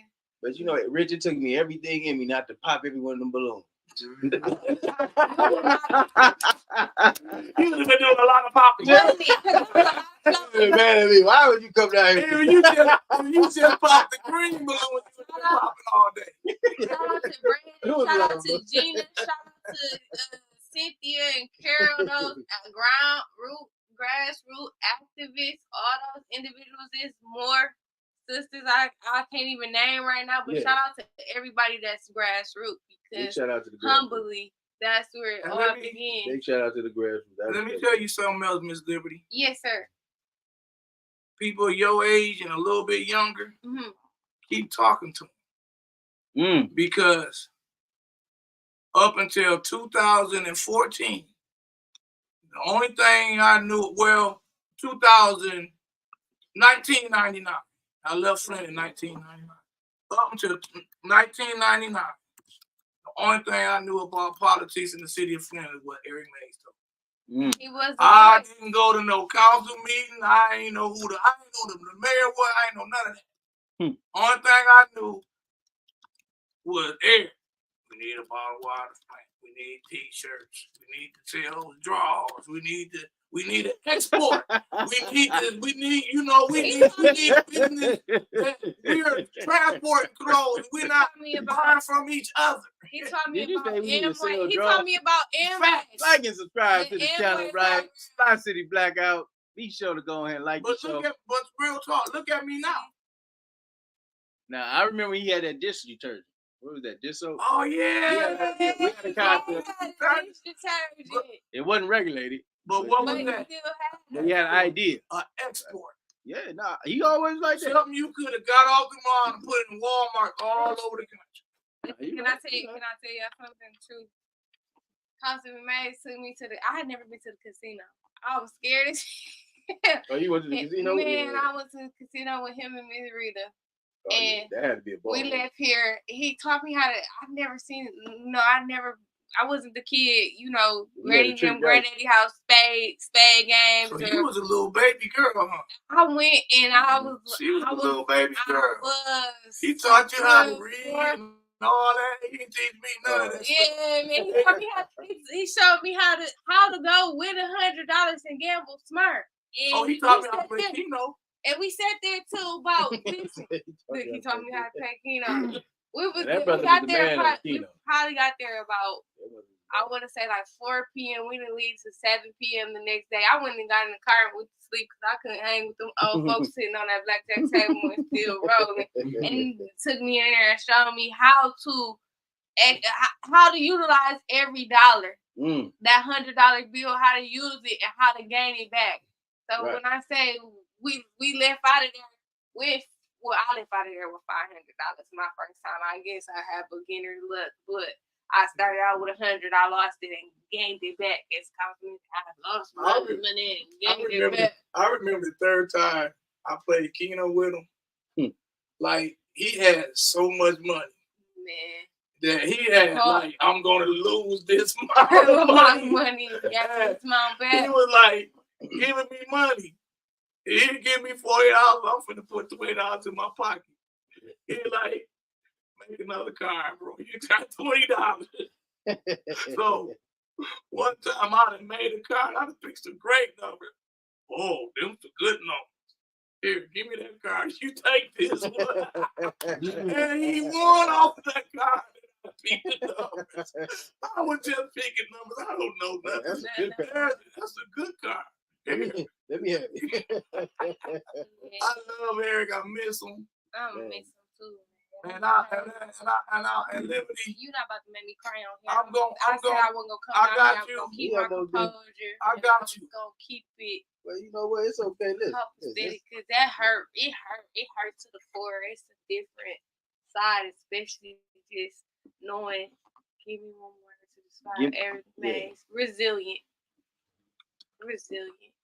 Because no matter what. The question was, she was asked by Brother Ricky, give one word that describes Mr. Eric Mays. And it's resilient. Because no matter what, he was a fighter to the core. Like, I remember being, like you said, bring 2004 back. I remember Don Williamson and them running the show and Eric riding with the garbage trucks and being effective and being a part of that campaign. I remember him helping Don Pfeiffer. I remember him helping Karen Weaver. I remember him helping Don Wallen.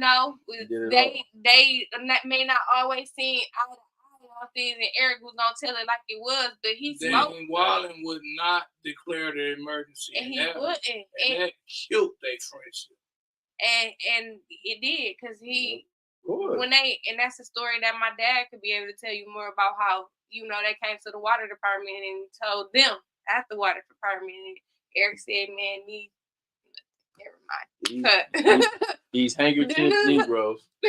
Yeah. Nah, I mean, you gotta call that stuff out. Yeah, be sure to like the show and share it out. Please share it out. Support the mission.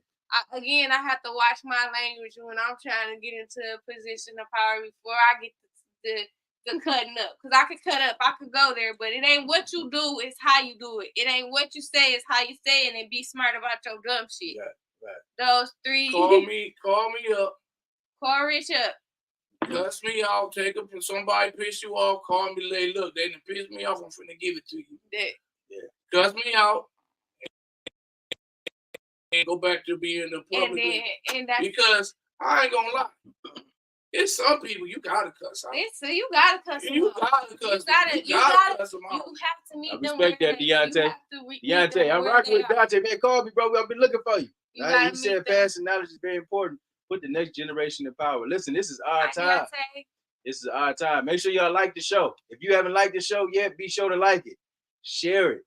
Because the only way we get this information out, if we share it amongst our networks. I didn't even get to share my portfolio with y'all, but share, like, and subscribe. I'll be back. I'll be back. I'll come back. Hey, look, we're gonna give DeWaun a break. You gonna come back and I'm gonna vote. You gonna host and you gonna talk to me and you gonna ask all the questions. I ain't gonna put me off on my own show, man.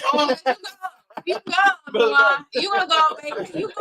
You going back to Africa for a while to go get your dude. Me and Brother Rob, we out of here. We done done. No, I'm taking Brother Rob. We done put down too much work, man. We gonna do it.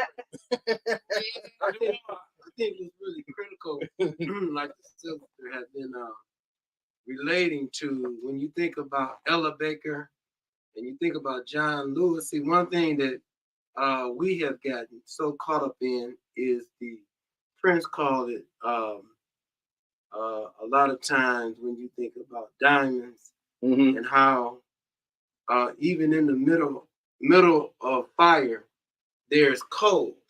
So all that glitters is not gold. We so caught up in the glitter with entertainment. And so while I brought up Kwame Ture, Huey Newton, and Mark Clark and all of them, is they were students. They were actually students in college. Yeah. And again, when you talk about your energy and what's going on and how it's so important that we have to really, really, really lift up our young people because they are watching. And we, as a little seasoned people, have to guide. Yeah. But because there is a serious plan by the Heritage Foundation with Project 25, along with a lot of those white think tanks. And as you think about locally what has been going on, when you mentioned about Don Williamson and those relationships, one thing that Mr. Mays really done very well, he stood on principles as opposed to what D or R or independent was. It's about the humanity of people. And that's something we're going to have to really, really fight to get back to. What's best for the humanity of people in Flint, Michigan?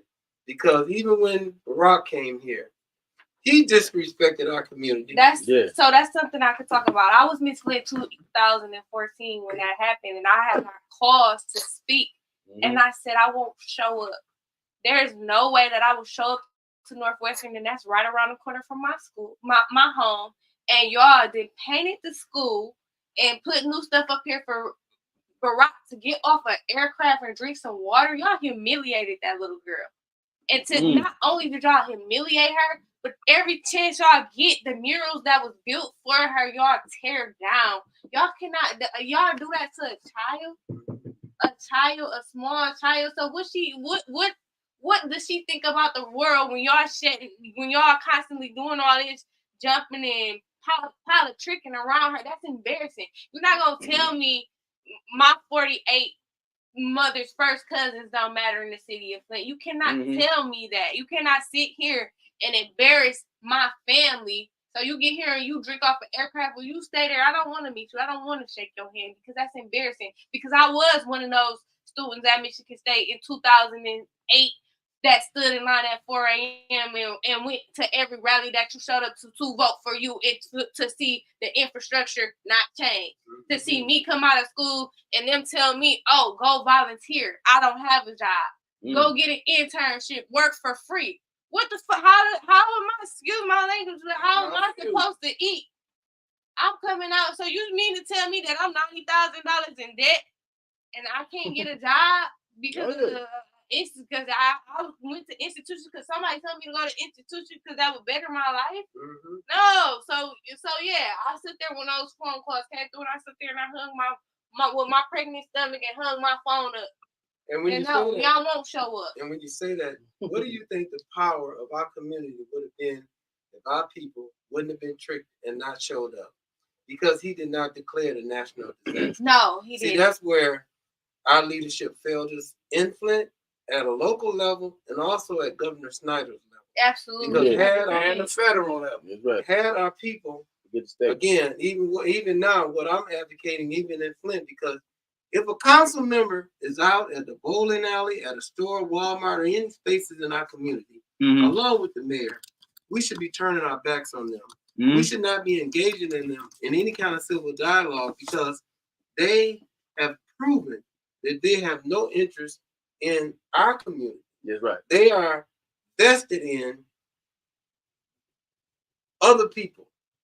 And I know sometimes people don't like me to go where I go with white supremacy, but it's a fact that when you look at the DDA, Uptown Development, when you look at wage trim, when you look at those and those reoccurring. What you mean, Philip Shaw's the Uptown Development that was established in 2004 before I even had a chance to get out of middle school? Yes, ma'am. Oh, okay. Yeah. Okay. And those entities, again, are making sure that they get all of the funding they need with no question, number one. And then we as a community have been so blinded and so corrupted, even in our thinking. Can you? I don't mean to cut you off, but can you provide those people with that, those websites that they can go to and look up for themselves? Because people downtown are saying that we're receiving all the dollars in our 510c3 and Ridgeway White and all those people are donating money to us on the north end. And saying that we are getting billions of dollars over here donating to our 510c3s, and I'm like, no, we're not. No, we're getting the money. Yeah, that's what's coming from downtown is we're getting money pushed to the 510c3s. But what I'm saying is those dollars ain't being allocated for. Let me explain something to you about 501c3. I understand. They are a part where it has payroll, absolutely, a part that it has service. So evidently, the money is stopping that payroll. Because admin. Hey, please listen. You're listening to Liberty Bell, who is a candidate for the first ward. It's got a number of different questions I want to make sure I kind of tap you in on. Okay. First and foremost, if you haven't liked the show, like the show. Yeah. That's the first and foremost. So everybody hit the like button. And we're going to get to these questions. I'm sorry, Mr. And then be sure to share it. All right? So now we want to bring up some questions from the audience, right? One of the things that I did run past. So I think your boy T said he never heard of you. So you hearing of me now, right? You got some questions for me? Yeah, flat out, right? You know what I'm saying? Right? I'm talking to you right now. You want my number? You want to contact me on Facebook? Flint After Dark. You need to do an interview. What's up? Flint After Dark. You need to do an interview. I'll give you his number when it's show. Right. Now Deontay said we can't get caught up in the likes and the propaganda. Okay, we agree with that. Rose Mero said hello. Hello. Hi, Rose. Now, Rose is in the first ward, too. She's doing great work. And that's the one where we'll talk. Yeah, she's running, too, but I think y'all should have a conversation. Okay. So y'all have dialogue. James Cochran said, why were we going to support Eric when he was suspended? We did support Eric when he was suspended. Yeah, bro. We was supporting the brother, man. We was definitely there. We did. We was definitely. Matter of fact, February the 8th, when that suspension happened, I called him. If I'm not mistaken, Karen filed in our ward filed a lawsuit, and I actually got to get with her because our constituents wasn't represented. We did, trust me. I called him, check on Cosme and Mags all the time. If you wouldn't, he had just started leaving really out the state. Probably 2020. He really wasn't leaving to do those legislations until that point. Like he was on the ground, grassroots activist. Come on now. All over the community. Whether when it was the elections 2016. He had me working for Revolutionary Strategy. And 2014, every month. I don't remember Councilman Mays missing a month to go to those block club meetings to see what his constituents had to say.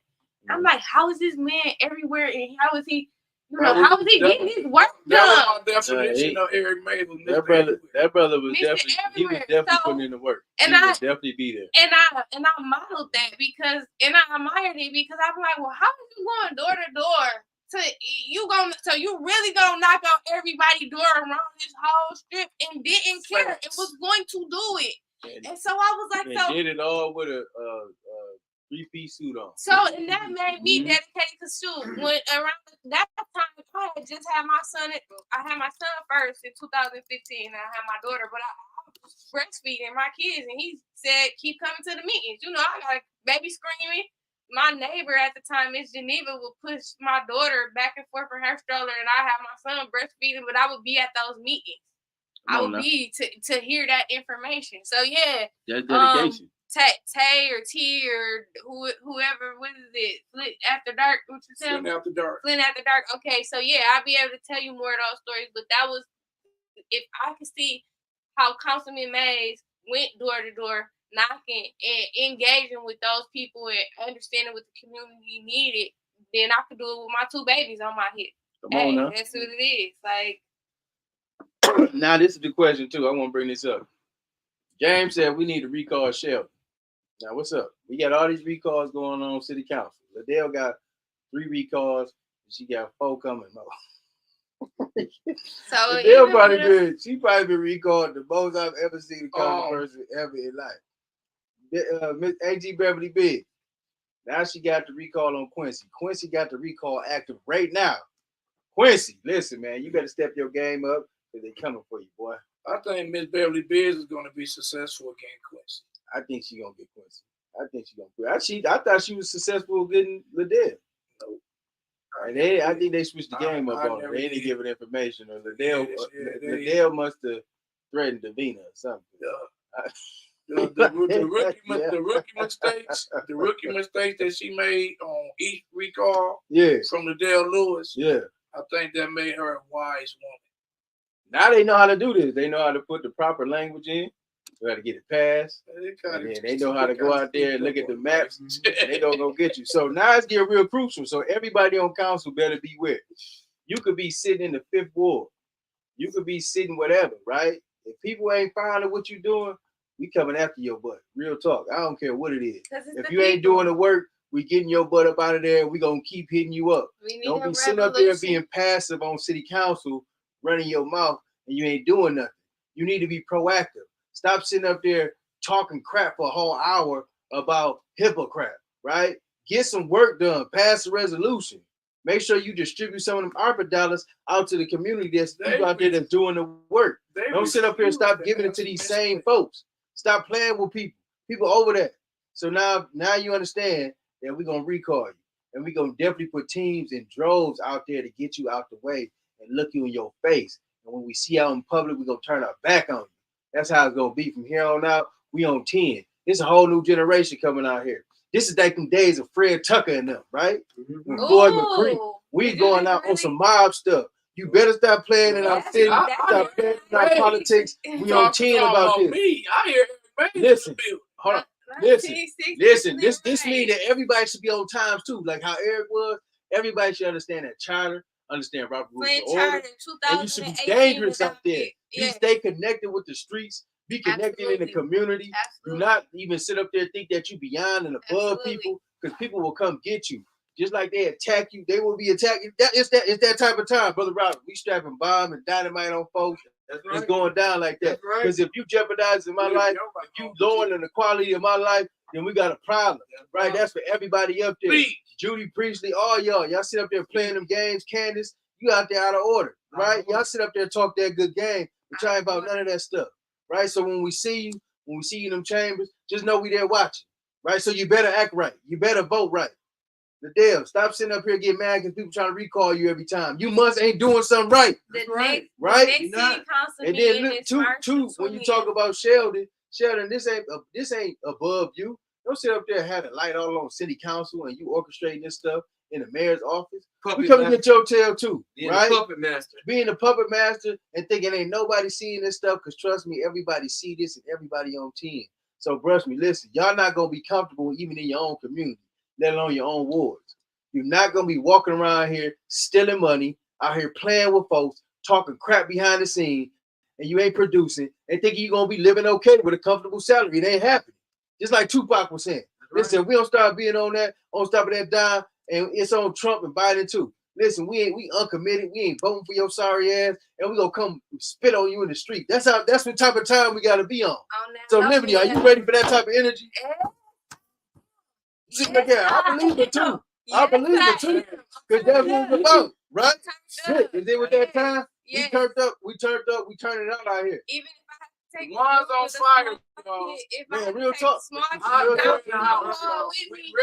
We coming down there. We down there. We down there at City Hall. Huh? I said we coming with artistic vision. We coming with artistic vision. We coming with Black Lives Matter. We coming with Black Panther, New Era Detroit. We coming with all that. We coming with the street, the hustlers, everybody who ain't even thought about voting. They coming down there now. We bringing them young boys out, right? And them young boys is watching.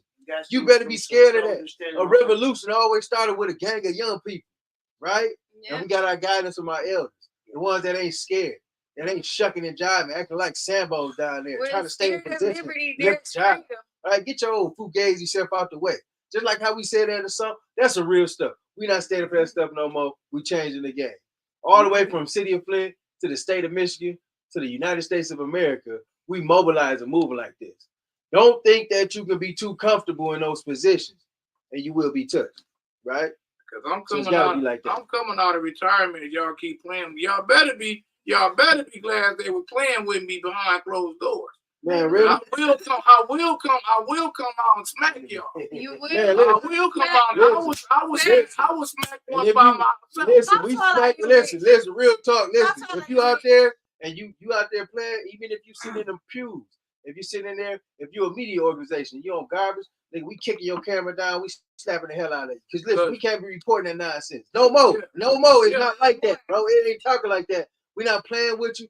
You out there talking that crap on social media and you ain't about none of that stuff, boy, you gonna have problems. That's what I'm saying. We sick of that. And everybody's so passive. But when real brothers come around and they shut that shit down, we ain't scared of no fucking police. We ain't scared of none of that stuff. Listen, we in there and we got more artillery than the police. So listen, when you out there playing them games, when some real folks come down, don't get scared. You should have been doing the work. You should have been putting in progress. And if you selling out, we on your ass too, right? And I can say this because I ain't running for no position right now. I'm on outside. You turned up. We turned you all the way up. I'm just saying, right? But even if I was in position, even if I was running, I'd be coming like this. You know, even with my campaign, you know what I was saying? It was the ballot or the bullet. Yep. The ballot or the bullet. I remember that. That's what it was. I would be talking like this even if I had a suit on. You need people that's gonna be like that though. Because you're getting too much comedy. You're getting too much clown and circus show. You're getting the pony show. Everybody paying attention to the wrong thing. Everybody don't even know what Eric was fighting for. They just know how it erupted. It's ridiculous. Y'all be on the wrong stuff.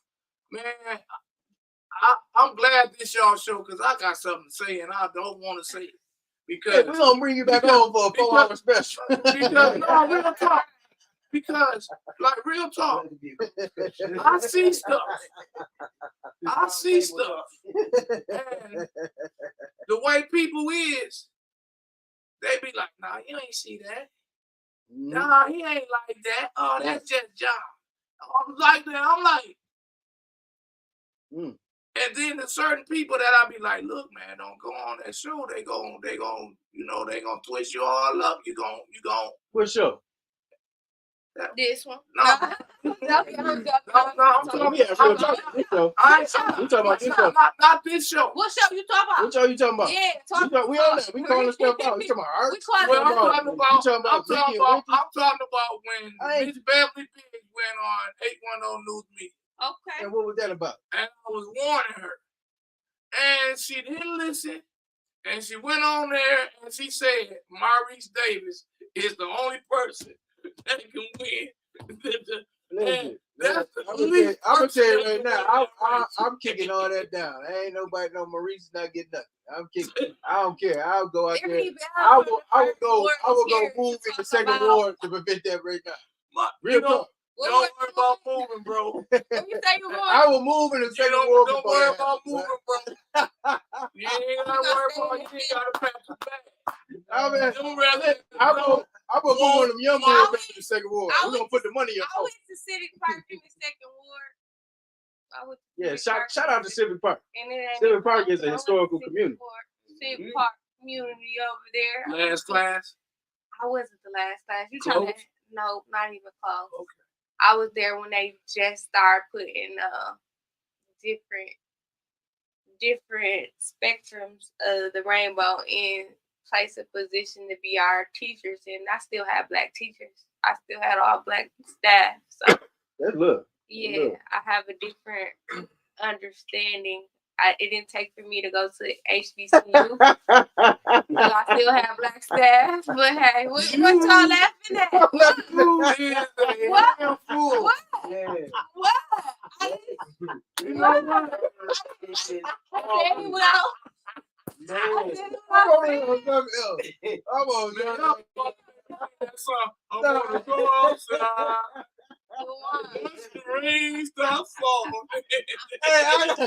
Hey, I'm loving that something totally different. He is I'm tickled for real, man. You took over my body last night at that school board. I know what you going through, bro. You got I'm glad you said that. Let's talk about the school board real quick because that was some mess. You got forget all them. Man. I'm just saying, they got an old mindset. Them folks be young and still schooled by the old folks that's already been Sambo. It ain't gonna work out, right?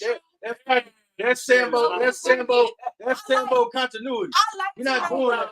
We're not even caring about that. A lot of young folks, let me tell you this. A lot of young folks, a lot of young boys, a lot of young sisters, y'all coming up, y'all working with them folks that really think they about doing the work. Them folks ain't doing no work. They're gonna have you out there twisted too, right? So if you sit up there going with the status quo, no, listen, that's for real. If you're going with the status quo, if you sit up here still trying to rub elbows and be all up somebody else's butt that we don't even respect anyway, and we ain't gonna respect you neither.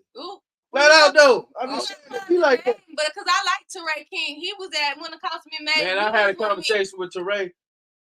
Teray gonna tell me, hey man, you're too explosive.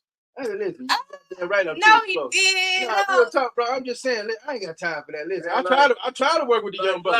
I work with the young folks. I'm always with the young folks. But if you sit up here, if you want to sit up here, if you want to, you want to pacify all these nonsense, you think you got these mentors. I got mentors. I got mentors that I respect, that's around me, that I know that I go out here and be out here on 10 toes down. They ain't shucking and jiving, dancing when they don't hear no music. They ain't with all that. Yeah. You see the folks out be around. But right, got the beret on right now. Like that's the old Black Panther bitch. I'm coming up under that. You coming up under that? So what I'm saying is, this is a warrior right here. Real talk. He's the one who's just like about Fred Yeah, right. I see. I'm happy to be. Roberts will stand up in front of the door until people take notice that he's. That's what we're about to go into now. I got to get more information about Brother Roberts too. Let me tell you. I know he was a fighter. Go ahead. He's still a fighter. You're past 10. Listen, that's right. The thing is this though. We do want to shed light on them 119 teachers that walked out. Now listen. Oh, yeah. I understand when y'all out here doing the work because it takes work to work with children. It takes a lot to be a teacher. You don't understand dealing with these children nowadays. It's a lot. But then too though, you gotta compensate folks for that. You gotta pay for the talent. You can't be getting any old Joe Blow off the street thinking they're gonna be teaching the kids. They don't care about the children. That's a problem. And when Rich went down there talk that talk, I respected what he said down there, right? He calling them folks out there, y'all sit up there. You know, I rock with President McGee. I rock with her, right? And you know what I'm saying though, you got to be beholden to the people that's in hold of these children. If you don't take care of them, they can't take care of the next generation. We got to look at it like that. So you got to pay the teachers, and then too, you got to put money into the infrastructure, them buildings. Stop having our children walking in in schools, they ain't got no heat. We ain't got no updated books. They reading the books that we had back in '99. That's crazy. We don't never want to read them books again. Yeah, no, they did that to us. I know. That's what I'm saying. I said, you heard me. I said, we all don't type never of pictures and stuff in we there. don't never Who had this, man? You know what? I was here, 72. Like, y'all ain't gonna believe you got this, man? You got to update his book. Y'all ain't gonna believe Give me a video. Go ahead. Rap on and clown. y'all ain't gonna believe it. He'll take about 2 hours to kick on. What? Let the make it on. They be giving our school system money that they can't pay the teachers with. No, they got money, man. Stop playing. Stop playing. They got money. How is y'all gonna follow money? Because they got money down there, bro. School or the teacher. Because they got money, bro. The you can't say they got extra dollars. Pay teachers. They got Title I funds. Teach for America. Got operation budget. We're gonna send them in from outsourced places and bring them in and have them teach our infrastructure. That's what's going on. That's what's going on. We're gonna take these teachers from Michelle Reed's Teach for America program, and we're gonna bring them in to teach our kids. Teach for America. I don't even think I like to sign that program. What's the that's how most of them teachers get in here and come from. What you have an institution like Michigan State. That's an education school. You have you have. Hold on. Well, wait a minute. Wait a minute. I hear you and May. You and May talking this green. Get him in a shoot, man. Get him in a shoot. They been robbing and stealing for the long. Fell down. You know that flag fell down. The flag, they'll let it down halfway. They'll let it down halfway, and then when y'all say he can't speak at the funeral, he left it right back up. No, it's city council. City council, you know the fans see like this. Because y'all need to see this behind these cameras. Instead of putting up for Eric, they put the Santa Claus on the roof. That is so weird. Like, man, let's back up and put Santa back up. Let's bring it back the full staff. We're gonna roll it all the way back up, and we're gonna put the Santa on. We're gonna put the Santa on to distract them from Maze and stuff. We don't even want to talk about Maze anymore. Y'all see the Santa up here though? We still gotta talk about. My man ain't been put in the ground yet. They already got Santa on the roof. I'm sick of this city. I'm moving out tomorrow. I'm gone, baby. I'm sorry. I'm trying to hold it down, baby. Now listen, real talk. When it comes down, man, I'm trying to tell you, listen, I'm sick of this stuff, man. I'm sick. I'm acting out because I'm sick. You wonder why them children be acting up? They acting out because ain't nobody caring for them like that. That's how I feel like as a constituent in this city. Ain't nobody caring for me like that. So I gotta act up. I gotta go burn down City Hall. I gotta go ahead and act up on there in the water department. Don't do that. I gotta protest and demonstrate against paying water bill. I'm mad. What you think? Councilman had to calm down somebody in the water department a while ago. Right. And that thing will be messing with our internet. Having to look at all fuzzy. Educational purposes only. Educational purposes only. Y'all see this? The one trying to take his stuff back from me because I didn't jump out here and I listened. If I come downtown with Dynamite, listen, you know I had enough. I'm just saying, like it come down to it. You get sick and tired of being played with. I'm sick and tired of us talking about 10 years of water. I'm sick and tired of having conversations with different folks around the country about water crisis. How many?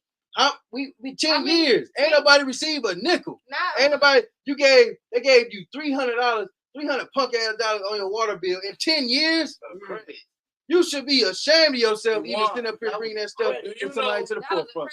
You better get out my face. You know, some of the people that got their $300 water credit lost their house and their $198 debacle because their water bill was. Speak on it. It's still water. Now you gave me $300 for my water. I was my house, man. I lost my house and my kids. I lost my kids. Get my water off. That's why. That's why I remember. I call every May. I told y'all I'm slick with it. I call every May. I say, how much will it cost to pay for my water for? He said, real quick. He said, what he said? 21 million. I said, bye. I hold the phone up. I said, I can't go around asking for no 21 million. No, you need to. Stop being petty. Stop being petty. Listen, they print up money. 22. They print up money every day, just like when COVID happened. Everybody got a check. Everybody, when they gave out PPP loans, they was printing money up. The Treasury Department can print up any money that they want. That's what this money ain't backed by no resource. It's not backed by no gold no more. They can print up $100 million right now and send it to cities like Flint. Not tell nobody they print it up and just give it out. No, but they print it up. They print it up and give it to Israel real quick. Yeah. They trying to build another package to give to Ukraine, and they up there fighting over there with them people, and now they want to sit up there and spend money over there, refix the whole center over there in Ukraine. No, that is madness. But you got homeless out going crazy here in the States. You got Skid Row. I was appalled walking down. Oh my God, you see Skid Row? Man, I was just down there. We was in LA.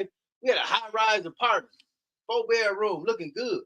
But it was 100 buns right across the street. I'm like, how y'all gonna have all this going on right here? And y'all got people out here right across the street living in tents. What's the balance in it? Like, how many times when you go to Seattle, when you go to Seattle, Washington, bro, you can go downtown and it's immaculate buildings, looking real good, $1 million buildings. And then right outside, you walk out the hotel, there's 17 bums asking for change. Every one of them sleeping in the same tent. You got Lansing back to back, one street away. But y'all want to talk about bringing Afghans here to Flint, and we up here struggling here in the city. How you gonna bring out? We ain't got no jobs in the city. What you gonna keep giving them stipends? What you gonna do? You gonna give them our house? They look at the Pt.4 right now.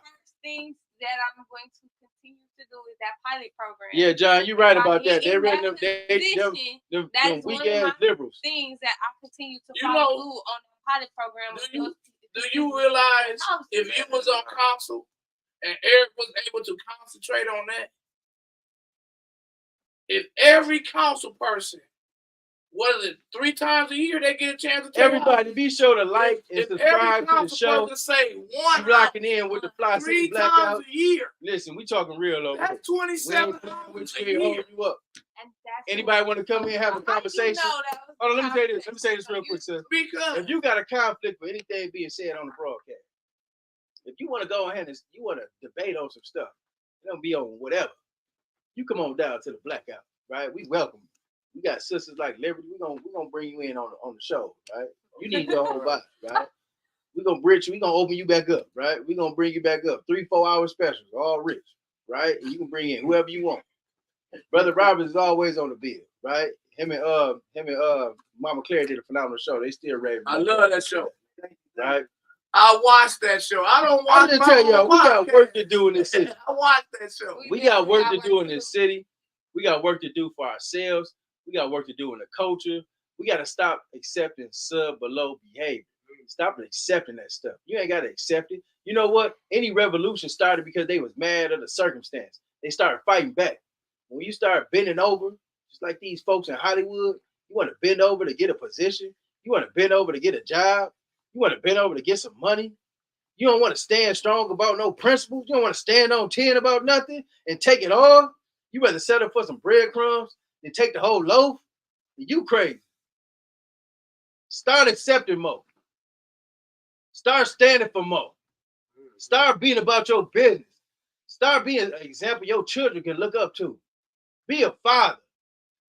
Be a grown woman out here. Stop being distracted about this nonsense, this housewives bull crap.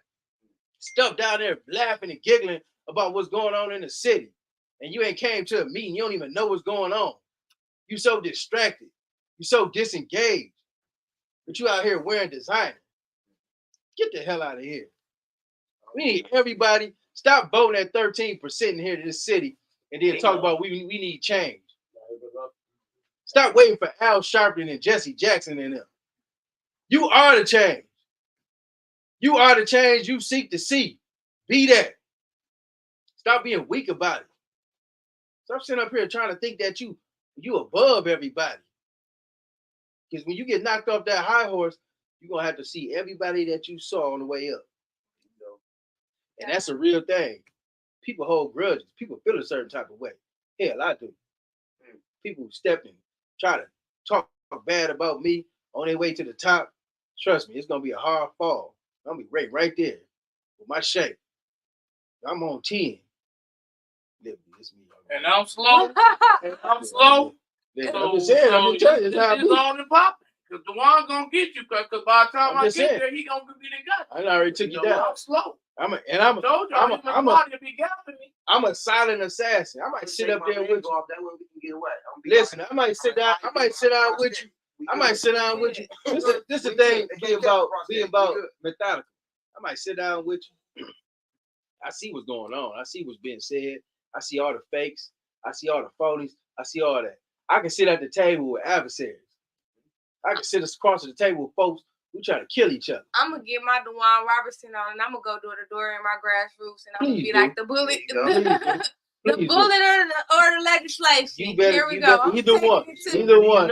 And you got to decide now. We need you to decide now. Vote Liberty for council. First ward. Vote Liberty for council. Now, let me tell y'all this. You got to be strategic about your moves. Very. It's an art of war to this. Absolutely. And if we try to fight the enemy first, you got to know who your enemy is. You got to know those people who are going against you. You got to silo them. You got to put them in a silo, right? Now, I'm all about everybody making it to the promised land. But unfortunately, everybody ain't going to make it. Everybody ain't going to make it to the promised land. I'm okay with that. I want some of you anyway. Yeah, real talk. I don't want some of y'all at the promised land with us enjoying liquid gold anyway. It just ain't gonna happen. I can't even see. I wouldn't even want to continue to be in the same spaces with y'all, right? But I know in a democracy in a world and being diplomatic, I have to deal with you, right? Just like we got snakes, rats, and roaches all around. We gotta live with that. I come up in the traps, bed bugs, rats, skulls. Ain't took a bath all week. Living like that. So this is a cakewalk. But when you're in a position and you want to take power, you better be for the taking. And once you seize the opportunity, you take it. And that's what I'm saying, even with this situation in the first war. When you see this opportunity, any opportunity that come up, you better take it. And if you don't, that's your loss. Because somebody who hungry, they gonna go get it. They gonna eat. And you're gonna be starving on the side, waiting for a plate, begging, asking for a piece. They gonna look at you like scum. The scum that you are. So I'm hoping that we take something from these conversations. We said a lot, right? I want to give it back to Liberty because this is what the whole conversation was about. We're on the soapbox. We did. It just sometimes those things trigger me. So I'm just saying. I got to. I'm glad. Take your show back over. This is your platform. You just allowed me to come on and to talk about the first ward. This is about you. You let me talk about Eric, and you let me talk about the first ward and what I have to offer and give to the constituents of Flint at City Hall. So I think I was able to knock on some doors. And I'm going to go knock on some more doors. Right. I'm going to have to use your artistic vision. Get your kids to go door to door with me. We can put some money in their pocket in the neighborhood. You know, they always for that. And get them campaigning. Bring the ice cream. Bring the food. And let's go. Let's go. Let's take it back. Let's get out here. We need to address our constituents because a lot of people are hurt in the first ward. We lost a voice, not in the first ward, the city of Flint. I'm so hurt. Nationwide. I'm hurt. Yeah. Nationwide. Rest in peace, E. May. Type in Flint, Michigan. The first thing that comes up is Eric. And then the water crisis. At first, the water crisis came up first. Now that's second. Yeah. Eric. I'm hoping on that because of how big his voice was. That's right. But we also have to remember that we're still in the fight. And I want to thank, I want to say this too. We do a lot of warring in the city. I appreciate and I respect people that, we have conflict, but then we can come sit down and have a conversation. Like me and Rich. I was mad as hell Rich had ran for state representative when I was running. No! I was mad as hell. How the hell you do this to me? How could you do this to me, bro? I wasn't mad at DeWaun. Yeah, he wasn't mad, but I was mad. I was like, what the fuck, bro? I was like, what the hell? I had to tell Clack too. Clack, what is you doing, bro? Sit down. Everybody got to take a chance. Everybody take a chance. Everybody get an opportunity. Right? When it's your time to shoot, when it's my time to pass the ball, I'm always willing to pass the ball now. I'm going to pass the ball every time. When it's my time to take a shot, I would like to take a shot too. And then Terrence. I was doing the memes and all them other stuff, man. I was so mad at y'all, Rich, I couldn't believe it. I said, what the hell? So I held a grudge. I'm all in the middle. I held a grudge, Rick. Rick, I held a grudge, bro. I felt a certain type of way. Man, it was here. I told you, I know you, bro. I'm like, what the hell, bro? I told you, I know you. I thought they paid him and put him up too. I'm like, man, you sold out. Yeah, you sold out. Right? Don't tell me so. It was. There's no way. There's no way. I didn't even know DeWaun was running. And I was like, bro, you ready? Sitting on all them works and floors and all that work. And I was asking you, I came in and had a I said, what you ready to do? I got to show y'all. What you ready to do in the next 5 years? You did. And I didn't know. You didn't know that was coming that fast, did you? You never prepared. It's like this with me. See, you know you go die. That's what I mean. So you be. Oh, we good. You have the information and the knowledge. Yeah. And then when you allow divinities to deal with it and you in that position, then that's when it take off. But sometimes divinity got to catch up because I asked you before you even jumped on that platform, were you ready? And you had no idea. You did. And hey, so hold now, on, Rick. And now we gotta sit back and we gotta have this conversation. I'm gonna ask you again. Are you ready? You know are you ready to fight? Are you ready? I'm ready to fight. But are you ready? I'm ready for whatever. I'm ready for whatever's coming for me. Let me tell you this. You know what I'm saying? And I'm glad that you can say that now. I was born to die, right? You know what I'm saying? That's one thing for sure. Listen, and whatever's necessary to get to the points that we need to get to, I'm ready for that. So if that means being in position, if that means getting into office, so be it. If that means standing on the front lines, on the grassroots level, on the ground for the rest of life, I'm with that. You ready? If that means going to war, and I ain't talking about military in the U.S. I'm talking about extracting a whole world war. I'm with that, right? So spiritual war. I'm with that spiritual. When you talk about, that's what I'm saying. So it's like the spirit of Saul. So I see you on the board. Man, you a warrior, you're a warrior, right? So I see you on the board 2026. Nice to meet you, Councilman people. I'm with you. Talk that. Listen. And I'm with all that. Listen, I live in the 5th ward. I'm telling you like this. If we don't get no structure and we don't get no voices on that council, listen, I'm coming. I'm telling you right now. I tell you to your face. I don't sit up there. I don't hold nothing back. I sit back and let folks do their thing. But if you ain't operating right, if you got vendettas, if you want to talk crazy, you want to hold grudges, you want to be on BS, and I'm coming for your head too. And that's with anything. State rep, might be state rep again, right? Because we damn sure ain't getting no support from the state rep. We don't even got a constituent service office here in the city. We ain't even got nobody that you can come talk to and say, hey, listen, man, I need some support at the state level. I'm trying to get my driver's license something going. I got these fees I need to take care of. Who can I talk to? I got to wait on the phone for 30 minutes to call the state? Or should I have an office here in the city where I can come to and talk to somebody or get some staff working on my issues? You don't even got none of that. Other cities be having that. Other city state rep come down, come talk to them. Come have conversations about what's going on. We got these poor leaders in position. It ain't about nothing. Y'all ain't talking about nothing. That's what's so sad. And I'm sick of it. As a resident, as a voter, I'm sick of it. Right? Real talk. I don't know what else to tell you. People get mad after a while.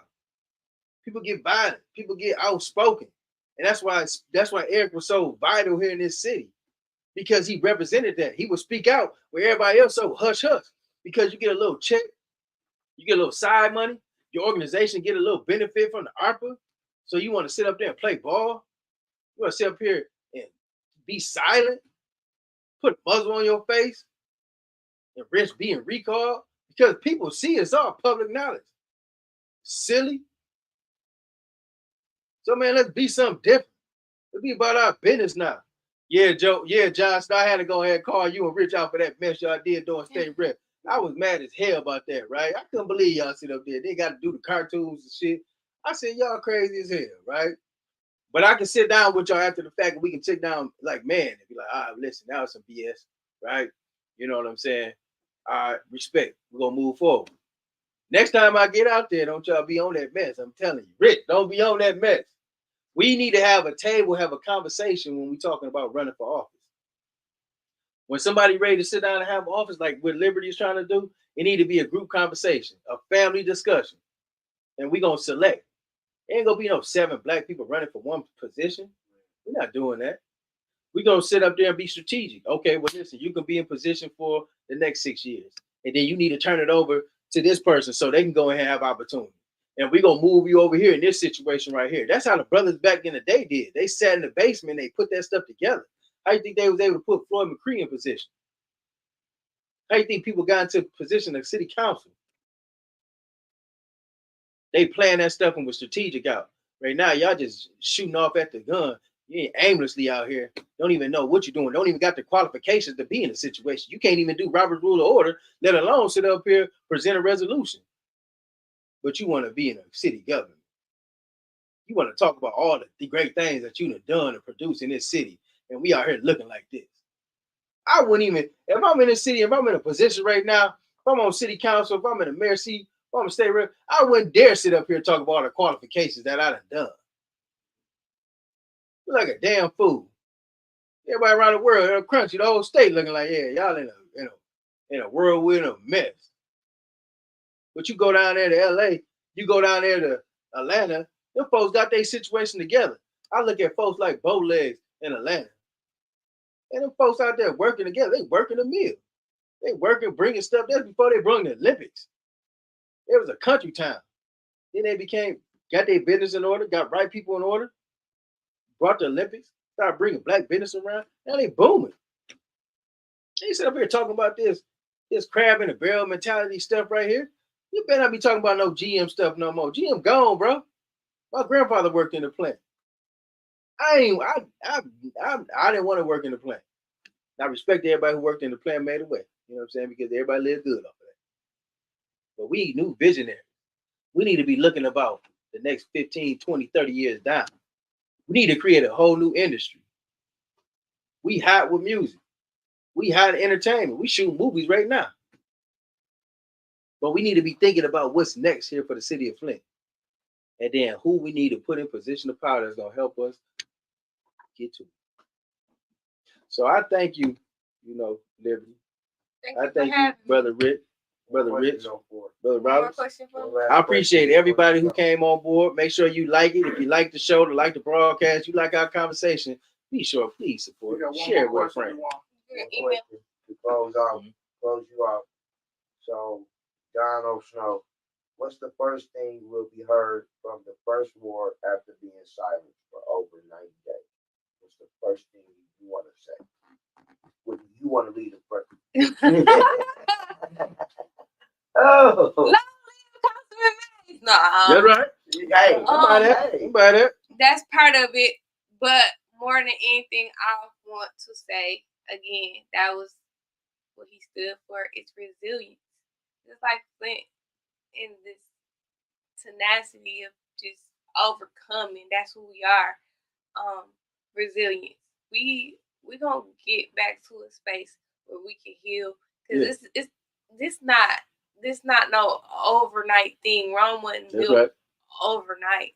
Come on now. So we have to continue to progress, whether it's making sure we get a grocery store up over there, in the first ward, making sure that our constituents have clean water and no lead in our water and those pipes are replaced. That's a big one. And making sure that we have access to just blight, making sure that stuff is getting up over there, making sure our area is straight, and making sure that people have access to transparency about our houses, about the water that we shouldn't even be paying a water bill for because it's not clean.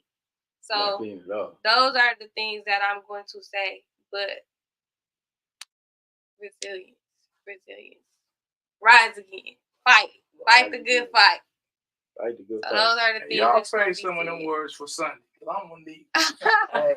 Yes, we is. I'm gonna get up and I'm gonna talk again. I actually bought my blowhorn, and I looked at my blowhorn, and I ain't had no batteries, and I was looking for somebody to give me some batteries because I was about to get the. And she said, in her Eric Mays voice, she went Eric Mays. I went put it on. I don't need nothing. I sure did. I can carry you. Let me ask you something. Melissa, what you talking about? Melissa Zarembinski. Off target. Let me tell you this. Listen, I don't know what the hell you talking about, but let me tell you something, right? Off subject. Even if I'm at the meetings, okay? And then at the same time, I ain't staying no fucking 10 hours in no goddamn meeting. I got business to do. I got joint custody of children. I gotta take care of business. You do 100. I got 100 things to do at the building. A day. I got 100 Zooms I got going on. You know, I mean, stuff I got going on. You think I got? What and I was make. said? Hello. It's a real what fight. Was said? I got. What was said? Maybe I can answer your.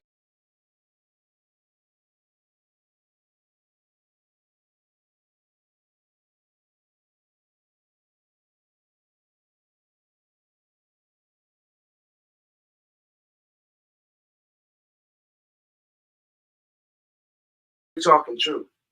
She talking nonsense.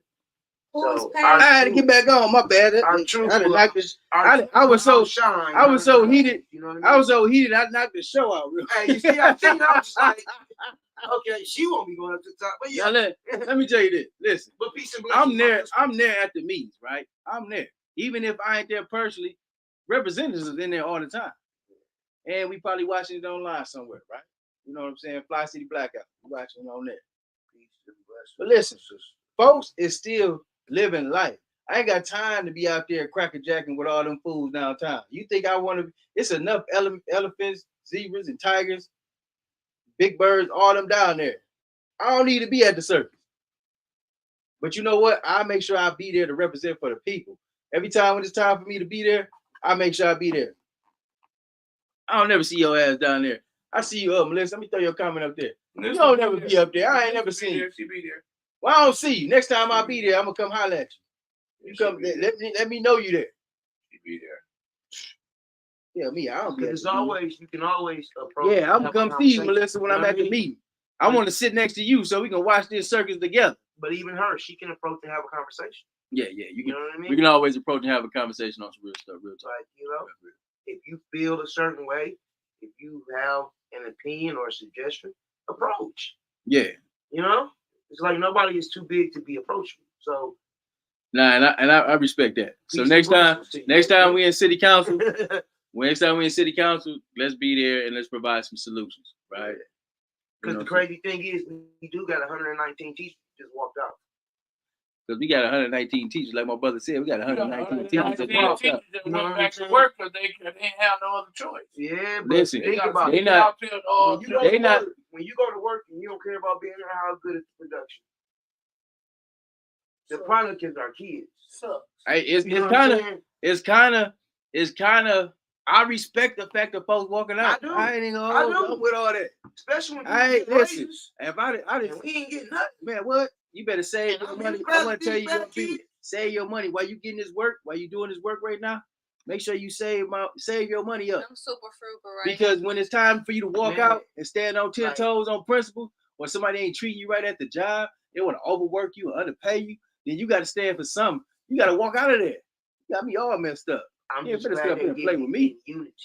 Right. And everybody got to walk out at the same time. It wouldn't have made a difference. But 119. Melissa, I ain't seen you down there. I see you. I'm gonna come out there. You know what I mean? When I see you, Melissa, I'm on you. I'm gonna come out there and I'm gonna sit next to you. I got some mints in my pocket too. I'm gonna come sit down and chop it up with you. But no, listen, no, but I respect the fact that folks walking out. We gotta be about that. Yeah, because stop sitting up there being scared all the time. If folks ain't doing you right, just like Brother Rob was talking about, when you see these folks out in the public, they want to hold these press conferences and all that stuff. Man, turn your back on them. Y'all ain't representing. Put my music on. Put my music on, right? Put my music on. I might just boo you. I might have my bullhorn out there, just booing the hell out of you. We should though. We should crash the party. Crash the party. We should. That's why they won't. That's why when they be bringing. That's why when they be when they be low. I think we need to show up on Wednesday and let them know that seat needs to stay empty till y'all do a special election. Right. Real talk. No, everybody on that council. Big Shady, what's up, boy? Everybody on that council. Big shout out to you, Bethany. Beth, we love you. Remove Eric from his council seat. We love you, Beth. And ain't nowhere in the world. Appreciate you, Victor, for tapping in with us, man. We appreciate you, brother. Make sure y'all like the show. Put him on his 90-day suspension. Who did he have? Who? James, what's up, boy? We locking in, baby. We see you, homie. Appreciate you for tapping in with the family. Who was he preparing for that seat? James Cocker. James Cocker, that's my guy. I can see it. Big shout out to you, Miss Brenda, boy. We rocking with you for life. You know what time like it is. I said, I got to talk to her. But you see what I'm saying? Yeah, I see exactly what you're saying. I see a lot. But see, big shout out to you, Tia. We appreciate you, Tia. James. We holding it down. It was 2006. Peace and love. Hold on, Big Shady had a question for you. Question for Miss Liberty. How would you handle Liddell posting negative comments about others' children, like she did with his brother? And he also had a system with How would you handle Liddell posting negative comments about other children, like she did Miss Burns? And I'm on when she come on, I didn't see that. Can you send me a screenshot of what she said about? Are you talking about Miss Tanya Burns' children? And she made a negative comment about her child. She made a negative comment about. How would you handle her? If it was my child, I would address the issue. You see what I'm saying? But I don't think I would do it necessarily on city council at the meeting, but I would address her in a manner of taking it to court, So what I would like filing a motion or a grievance against her because you talking about someone's child. I would like to get him. I'm listening to that conversation too. Yeah, you talking about somebody. Yeah, be right. You talking about somebody's child is very hurtful and it's very disrespectful, and you gonna have people that come at your children. But what you do is you file a motion, file a grievance against them about talking about your child. It's different ways, it's different tactics that you can utilize to deal with stuff of that nature. But I don't think that would be something that I would address her in city council about, because we there for a purpose of political attributes, and it's about making sure my kids are straight within the neighborhood. So, how old is Miss Tanya Burns' kids? I'm not aware. I think they grown, but still, so she had a even if I got grown kids, I got grown children. Don't ever talk about my children. Period.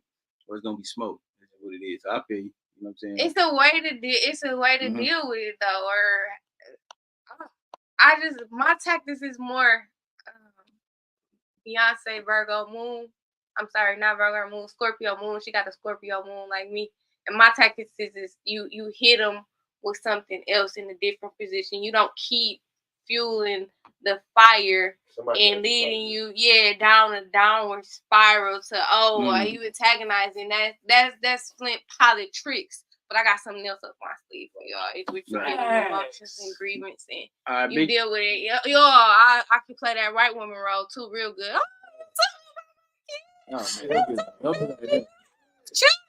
Don't be. Are you willing to spend 30 days? I'll hit you with something that you have to go to court and spend 30 days with my kids and get to know my kids before you make a rebuttal about my kid. So you're going to have to work with me. I'm not a hit. That's You hit. So we never. You gonna to work with. So since you got something to say about my child, you're gonna have to work with my child for the 30 days and have to understand my child. Look, I gotta understand the intertwines. Y'all gotta sit together. I love you. You don't want. Because you real Bible. Yeah, that's something that I will deal with as far as dealing with somebody saying something negative about my child. Okay, you want to go find dirt and pick up my child. Well, since you got police enforcement, let you and my children sit in a room with police enforcement and y'all have a conversation. You got to sit with them and take them with you everywhere you go. You got to mentor or deal with them since you have something negative to say about my child. Because that's how we start and that's how we're going to heal the community. I'm not going to slap you and say, oh well, bitch, you talking bad about my kid, or no, I'm gonna hit you on the other opposite side. Make you deal with them and work with them. Yeah, you gotta go see a judge now. And my child has to job shadow you for 30 days to see everything that you're doing, and then report back to me what y'all doing this, and then they can go back and maybe they can make an educated decision, or have to spend a night somewhere with you, or be put on your board that you have what is it called, service in the second ward or something. So. Yeah, my child had to sit with you and work with you. Do my child stay in the second word with you? While you're talking about my child? So y'all work together. Sunday, 3 p.m. Memorial for Eric Mays. That has to be there to hear what me and DeWaun have to say. Definitely. We're going to carry the same conversation. We're going to carry the same conversation. Definitely me. Actually, Councilman Mays asked me to run before this. He asked me to keep, and I said, Councilman Mays, I can't run against you. Them people they gonna run my neck through the dirt. He said, get on the ballot. You need to do it. And so that's why I'm actually doing it right now. And I'm with you. We gonna talk. While you got on there and you jumped on the state rep, you need to sit down. If I see a game out there. Hey, man. Reggie, if you jump out there on the first one, Reggie, you need to be getting ready for where you at, the third now? I don't know what ward I live in. Man, I qualify for so many races, dog. I'm just saying 26. You was on the state rep. Come on, Rich. You talking about, man? I'm in the mixed board. I'm in the 3 seconds. Rich, how tall are you? 6'4". You 6'4"? You only the size of a point guard. You ain't the size. I know. You ain't the size of no. I'm only tall because I'm in Flint. That's why I used to tell people when I was tall. I'm only tall because I'm in Flint. That's the only reason you tall. You only tall because you in Flint. I'm in Flint. Shout out to you. Shout out to you, John. Shout out to you, Dante. So did I answer your question? Oh yeah, you did it all. What's going on, Tay? I love you. We shout out to you. Right there, so I'm not leaving. I'm just outside. What's going on? What's going on, Ryan? Like Brother Robert did. I had some questions I had to ask him. That's right. I'm coming on your next podcast. You can ask me anything you want. What podcast I'm gonna be on? We should set them up. You got you. I don't know. Hold on, I gotta highlight this too real. I gotta highlight this real quick. Kyle Rittenhouse is going to speak at the University of Memphis about Black Lives Matter. Yes, he is. Hey, man. Yes, he is. Man, we going to Memphis. When is this? And I'm going to. When is this? You're not leaving me this time. You okay, you're not leaving. When is this? They that's they're doing. Who? What? We got a date for this? I seen it circling. Oh yeah, we gotta get to it. No, we gotta get out. They threw me all off. I thought it would have been something that came down, like you know what I'm saying, like email or something. Hey, be on the. No, we got defense for this because I don't even know how you can be on offense for that. No, we gonna definitely be on offense, defense, middleman, big man, point guard, all that. Man. And listen, we appreciate everybody who tuned in to the show today. We appreciate everybody who left a comment, who provided some content, some insight. We appreciate you. We are locked in. This is family conversation. Don't be hurt by the conversation. And even if I struck a chord in some folks, right? Be motivated. So all you piss po leaders, be motivated to lead. Be great, right? Sometimes you gotta call people out, just get them going. Mm-hmm. All my adversaries, right? Keep hating, right? It just motivates me, right? I'll be ready. I'll be energized. Man, I'll be energized from that. So you got to keep that going, right? You need a little hate, a little balance. So when I was in Egypt, I learned about the mob. So for all the good, it's bad. Yeah, absolutely. How can you be challenged? How can you be a champion if you've never challenged? You know what I'm saying? what do you know what you made of if you ain't never been through nothing? So keep the energy going. And we appreciate everybody tapping in. This is Fli-City Blackout. I appreciate our wonderful guest, Ms. Liberty Bell, who is running for a first world council person. I gotta do my own pageant way. It's pageant. Yeah. She used to be in pageant. Right? She used to be pageant. She wasn't you Miss Michigan? Miss Flint, USA. So I ran for Miss Michigan. I actually had it on the floor, and I did not compete the following year. So I was Miss Flint, USA 2014 and 15, and Miss North Flint, America pageant 2003. So yeah, I kept. Well, my questions was, what do I think about the legalization of cannabis? That's how you won? Nah, that ain't how I won. That's how I was going to win. And again, so much going on here. I got married and had my son, and I took a little couple steps out of the limelight, and I became a family woman and started to. Then I grew on that aspect of my life. You know, I grew in way more avenues because breastfeeding, having babies back to back, postpartum depression, still going to council meetings, still going to grocery meetings, still. I commend you. Still, I was the double up ambassador, double up food buck ambassador. So double bucks, y'all seen me on them? I was on all the commercials. You need them, go get them. Go get your double bucks. Call Hesterman. They still got the program going. Yeah. See, look, it's still going on. Everybody. How many constituents of the city of Flint you think get food stamps? Let alone how many? I would say about 65, 70%. How many individuals in Genesee County you think get food stamps? I would say probably about 75%. 75% go with. 80? Yeah. Like about 87. 87. Almost the whole county getting food. That's crazy. We're not the ones that get it the most. No. Yeah, I had a conversation with some white boys. I had a conversation with some white boys in Swartz Creek. Yeah. When we was out there protesting, we was going out there to protest, and they was talking about like we was coming to burn their memorial down. So they had 30 folks out there with ARs and guns and everything. So we ran out. We got guns too. So we ran out, man, what the hell? Walked over there to them like, man, what's up? What's going on? They're like, man, you coming down here to burn our stuff? I said, you got it wrong, man. We didn't even know this was out here. Since you said that. Right. You got a sauce with you. Yeah, you thinking about it. Okay. And he like got down to the conversation, like, what's the problem? What's the issue with, between blacks and white?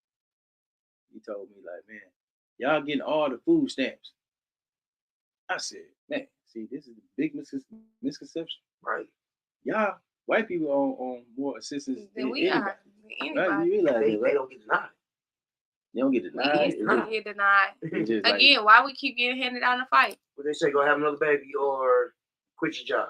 Or something, right? You got to, fall in that criteria. You know what I mean? So it'd be those misconceptions. But you're absolutely right. I didn't know, even in Genesee County, I didn't know it was 80%. That is a lot of people on the system. Well, I mean, that's why we voted at 13%. Yep. We don't do census. We don't do census. So and we really about 30%. Really do. I remember Mama back in the day, like, that's the census, man. Yeah. Don't open that door up. And now that needs to be but that need to be a topic of conversation because we need those infrastructure, we need those dollars, we need those allocated funds. And we was trained to not get them. I was a little homie. Vote because I was a little homie in the screen door. You the census man. See that red shirt? You like, yeah. My mama don't. I'm saying you can't come my in. Mama not here. My mama said, don't answer that phone. Who is you? She not here. Yeah. How many people live in your house? And don't call back. 189. Right. Me, Tito, James, Sissy. Right. Got everybody in y'all see I'm feeling my hair because I be having my two indigenous braids, but they in here with these locks. And I'm just loving them, and I want to be on the island where I be coming from. We be checking out the hairlocks. Yeah, I love it. I love it a lot. So I'm just feeling my hair because it's just like, this curly little. I'm black. I'm real black. Like, I'm real black. But I got the Cherokee fro going on right here. But power to Cherokee Nation, ICO family, Wado. Power to the Cherokee. I rock with the Cherokee. Oh, Yes. 100%. Power to the indigenous. My grandma and them, we all come from Mississippi, so you know what I'm saying, we down there locked in with Cherokee, Choctaw. And y'all still got y'all land?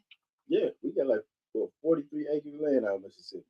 So I be going down there 4 times a year. I be tilling the land. I be dealing with the animals, the bulls, the calves. So you go back the chickens. and that's the thing. I would go back every summer to Oklahoma and Arkansas and go back to the land in the summertime. Yeah. And get away from the city and know, where my food came from.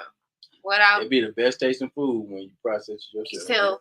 Right? Wow. Right? These eggs taste so much different. Different from these eggs that have been passed through multiple hands, and that's why we need our own. They don't even care about them chickens doing them wrong. See, I do roaming, they do their thing. We need access to clean water and fresh fruits and vegetables and food.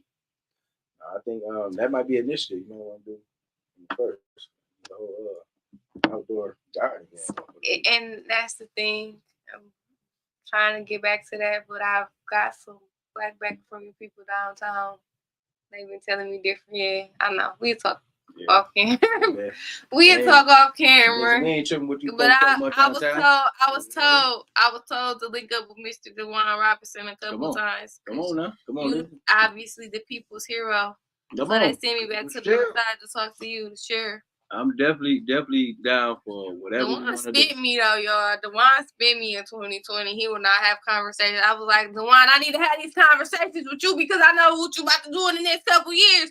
DeWaun ran off on me, y'all. He did not want to have them conversations. But now I'm the age that you were when you was talking to me because I had to. Why you saying like I'm just so much older than you? Man, I'm about to say we the same age. I was just saying he was a couple years older, and I was like, listen, Mr. Robinson, what are we about to do in the next couple years? Mr. Robinson, right? And then he was like, I love Liberty. I love Liberty, man.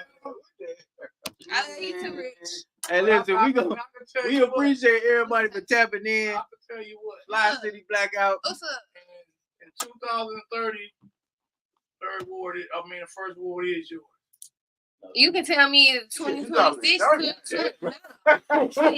Tell me now. Talk to me now. Years from now, we still be out here. We're going to be in lunch. And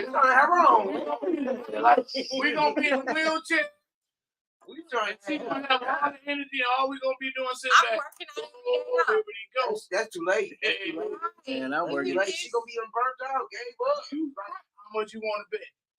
I mean, Eric Mays lost 19 times before he finally won. I get He did lose. Hey. But then you see the impact he made when he got it. All right, well, listen, we got to see a couple times. He lost it, got it back. Lost it, got it back. Right. Because he lost to Anita, and he had it before that. And he lost to Del Rico too, and he had that seat too. But he never lost to people. But he never lost to people. That is. But nobody never fought in that seat the way he did. You can put them all together. But he was a UAW hall. He was fighting from the beginning. He was fighting when he was at state. He played football. Listen, I'm wondering where is his two people? Where is for that? Yeah, you know what I mean? He never did. Where is Magic Johnson? You know, them is his people. Where's Magic Johnson brother at? Because he always brought Magic them here when we had a food. It was between Magic Johnson. It was between Magic Johnson and them schools. So it just got too much. There's a lot of interference from the administration and stuff. Because Eric definitely had a strong relationship with them, and they always pull up and be hugging, and they was one of them was roommates with either he was roommates with Magic. Okay. Did you ever go to Lansing and pass off food the next day? Of course I did. I didn't even have my team. That was a drive. Oh, for sure. My legs starting to hurt. We're gonna shut these one down, man. We can still kicking the politics on the back end. But we appreciate everybody for tuning in and tapping in. Right. Thank you for coming. Appreciate it. More power to you. Right. Nah, I'm jealous. Nah, that mean y'all done touch hands more than me and DeWaun did. And we was on for 3 hours and y'all only been on for 2. I'm jealous. I'm taking one hand, I'm on in. Oh my God! All right, man. I'm jealous. Don't give Rich a hug after this. All right, we gonna tap in, tap out. Listen, how we tap it out? So we do a kind of forever, right? Oh, kind of forever. So we hit them with these. We're gonna do a Hit 'em kind with of them, forever. baby. They just showed it to us in the media. You see the Mexicans and the black peoples. What? On Wakanda, the second one. You remember what happened in there when we were with the brown peoples and the black peoples? I got a problem with the brown people. They be acting like they ain't black. They be acting like they ain't black. But Yeah, you're brown, black. If you the Latinos and the Mexicans, y'all know y'all black. You is black. Now this Latinx stuff that be on the east side, man, y'all. I'm so proud of you. I'm saying though, them Latinx boys on the east side, they don't be they Ace, all y'all be on the east side, y'all be acting like y'all white. I can't stand y'all. Somebody here. That's a conversation for another day. He's out. We light it up like sauce in the sauce in the sauce. We light it up like sauce in the sauce in the sauce. Fli-City got some dogs in it, dogs in it. Fli-City come off authentic, authentic. We light it up like sauce in the sauce in the sauce. We light it up like sauce in the sauce in the sauce. My city experiencing a transition from penny pinching, maximizing our dollars, multiply.